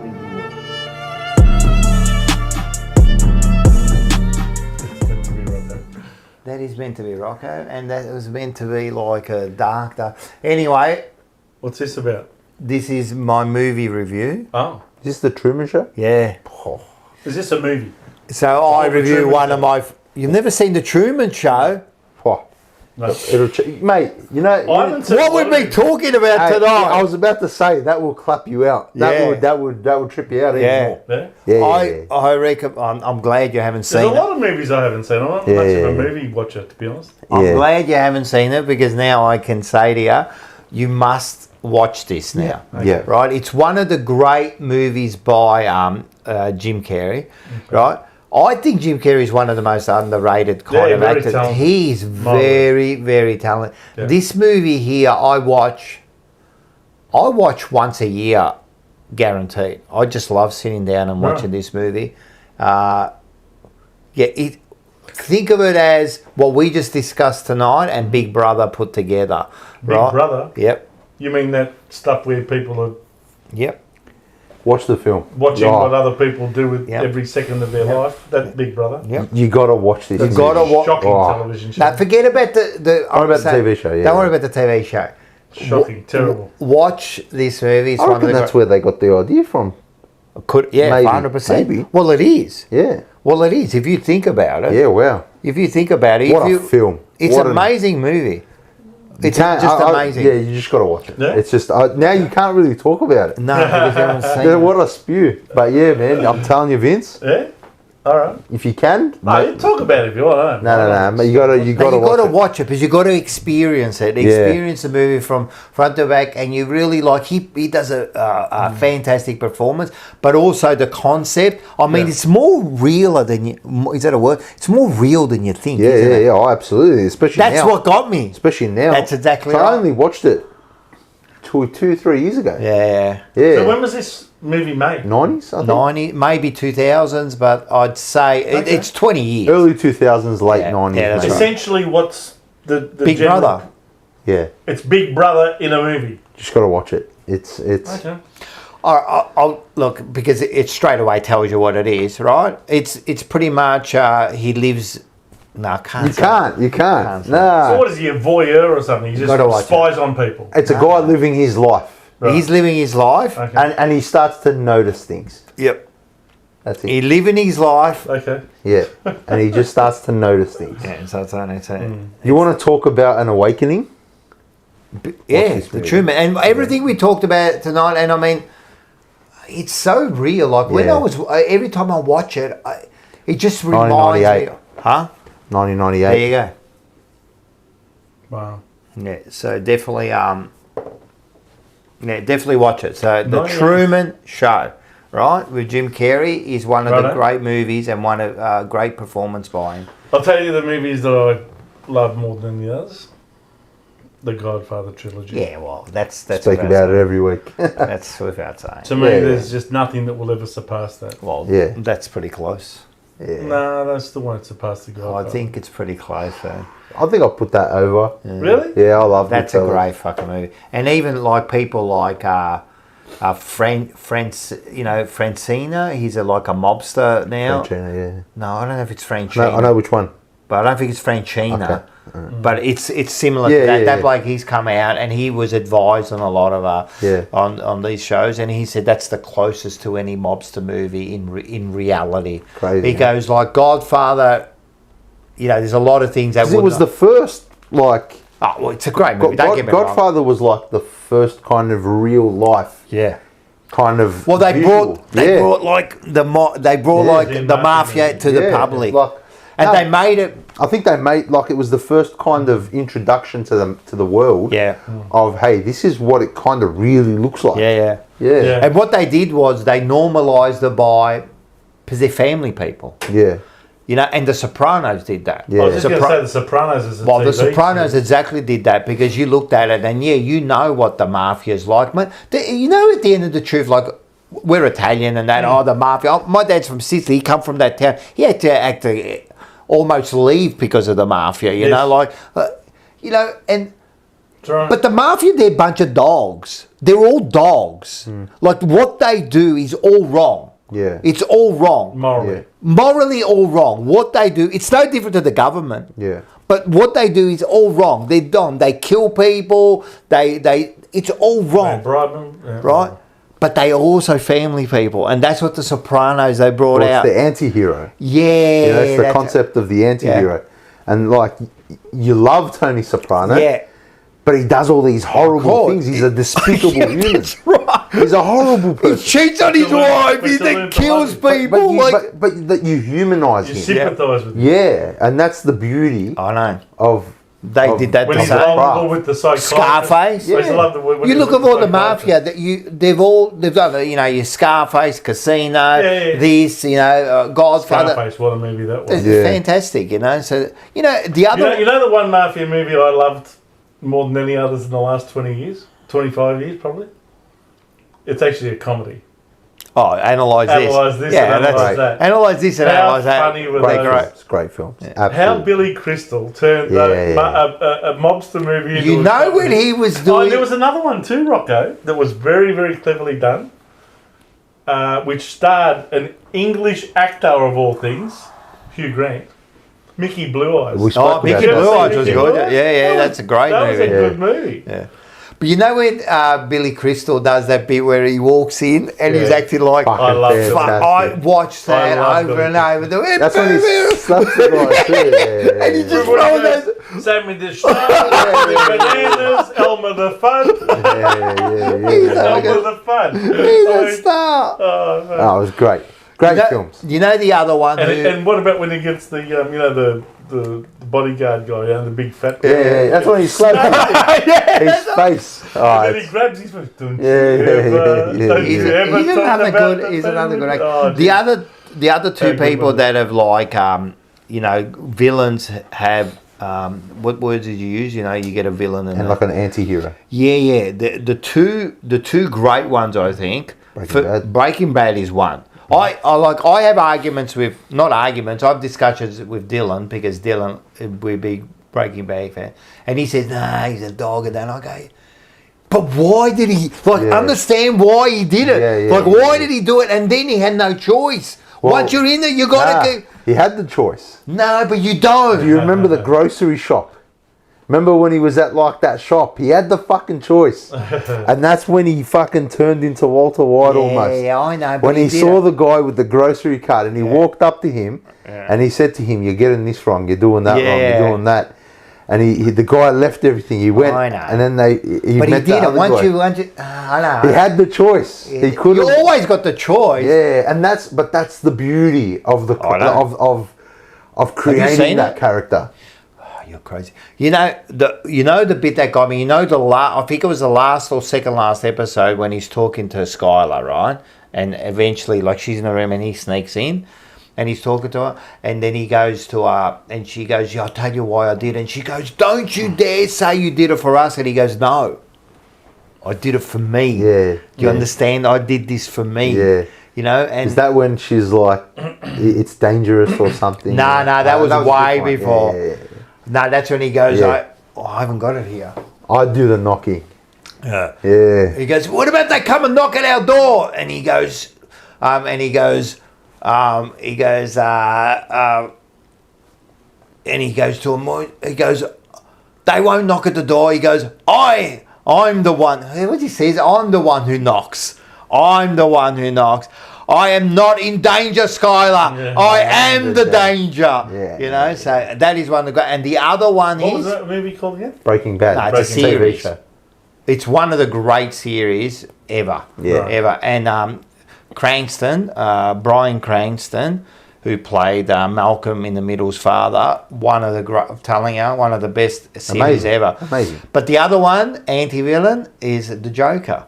Yeah. The Joker by Heath Ledger. Yeah. Nah. You can't say is he was an the... anti-hero though. I don't know. You kind of loved him. I think we just loved him because of the performance. Maybe. You know, and maybe it did hit home for a lot of people. I don't know. Maybe it did. Maybe. I think the Joker character for me hits home bad. I love the Joker character. Yeah. Almost every Joker. Yeah, pretty much. You know, pretty I much. really enjoy it. Pretty much. I love the Joker. He's become the new, in the Dark Knight. I mean, I don't think he was supposed to be the star of the show, but he became the star of the show. He just stole it. Yeah. They reckon that scene that he walks into, there's a scene where he walks into the conference, and they're all just standing around. The actors there, the female, she hadn't seen him yet or something, and the actors hadn't seen him yet, and he walks in as the Joker, right, and they hadn't seen him yet. Right, and he walks in as the character and he does the whole thing, and half of them were literally scared. Yeah. They didn't know what was going on. What's going on here, mate? Do you know he spent 6 months in his hotel room? He locked himself in there, right, to study what he was going to be like, right? So he had books and books and books that he would write. And the voice is of have you seen who the voice is? Yeah, that actor. Wicks? Yeah. No, he's a singer. Oh, is it a singer? Wicks or something. I've seen an interview he did with someone. Amazing. Anyway, it's getting it's almost 3.5 hours, bro. Wow. So this has been good. Thanks for joining. Make sure you share, like, subscribe. There'll be another emergency meeting. If you want to see Vince, I'm sure there'll be another emergency meeting coming soon. Make sure you catch the soccer one, which is called Glory Hunters. Yeah, there'll be that. There's also the wrestling. Make sure you catch it, the wrestling. So Mars is doing a good job with that. You guys doing anything at the Monday Blues at any time soon before Christmas? Or? Fucking off season, man. We're just enjoying life. Yeah, it Going is. at it. Can't believe that Christmas is only 23 days away. Can I just basically 3 weeks? One more thing. We were at 3,499. Hopefully we hit the 3,500 subscribers tonight. Sure you will. Right. So thanks for everyone for subscribing. We did make a thing that we want to hit 4,000 before the year starts. Might be a bit of a stretch. Why? We've hit 300 in the last. Oh, have you? In the last month. Oh, Only wow. Carlton. Love you, Andy, Rocco, and Vince. We love you, bro. Thanks, mate. Make sure you join. Champion. Thanks to Yeah, no, it can possibly be done, man. So, so another 500. Make sure we get there. So, thanks for everyone who subscribed. Really, we've got some big things happening next year. And that's it. Wow. Been a good one. Yeah. Thanks for inviting coming. me, guys. Intense, Vince. Mate, Andy? Thanks, mate. I think you've been probably our best fucking Oh, come guest, on. man. Do you say that to every guest? Yeah, I do. No, but you've been Thanks great. for joining, by the way, man. I'm going off to meet a friend of mine tomorrow at the Sporting Globe in Water Gardens. Oh, yeah. And is it Gokhan that He's works back. there? He's back at Water Gardens. He's there? So he went to Northlands, but he's back at Water Gardens. So you might see him. Say hello. Might have to get his contact number off you. Yeah. I'll give you the contact number. You can give him a call. Yeah. So that's it. Can I see what's going on here? I can't. Very see good. Shit, man. We do this every week. Yeah? Takes us 6 hours to get off. I reckon tonight's been smooth, man. We So started far you've done well. You haven't clicked anything wrong. Only one thing I clicked wrong. I fixed up the sound on my own. Thank God. Well done. on my own. That was good. Last week was bad. Yeah, I That start. accidentally clicked onto something where I was giving feedback, you know. That's all right. We're done. The week before, I think, I stopped the show and we had to restart a new show. Oh, yes. That's been great. Now, thanks for everyone for joining us. Make sure you catch up on all the shows. Thanks for coming. Thanks, Vince. Thanks, Andy. Thanks, Rob. Thanks, Thank Andy. you. Good night, everyone. Go to Mighty Blues. Go Blues. Go Blues. Questions are, what do you want?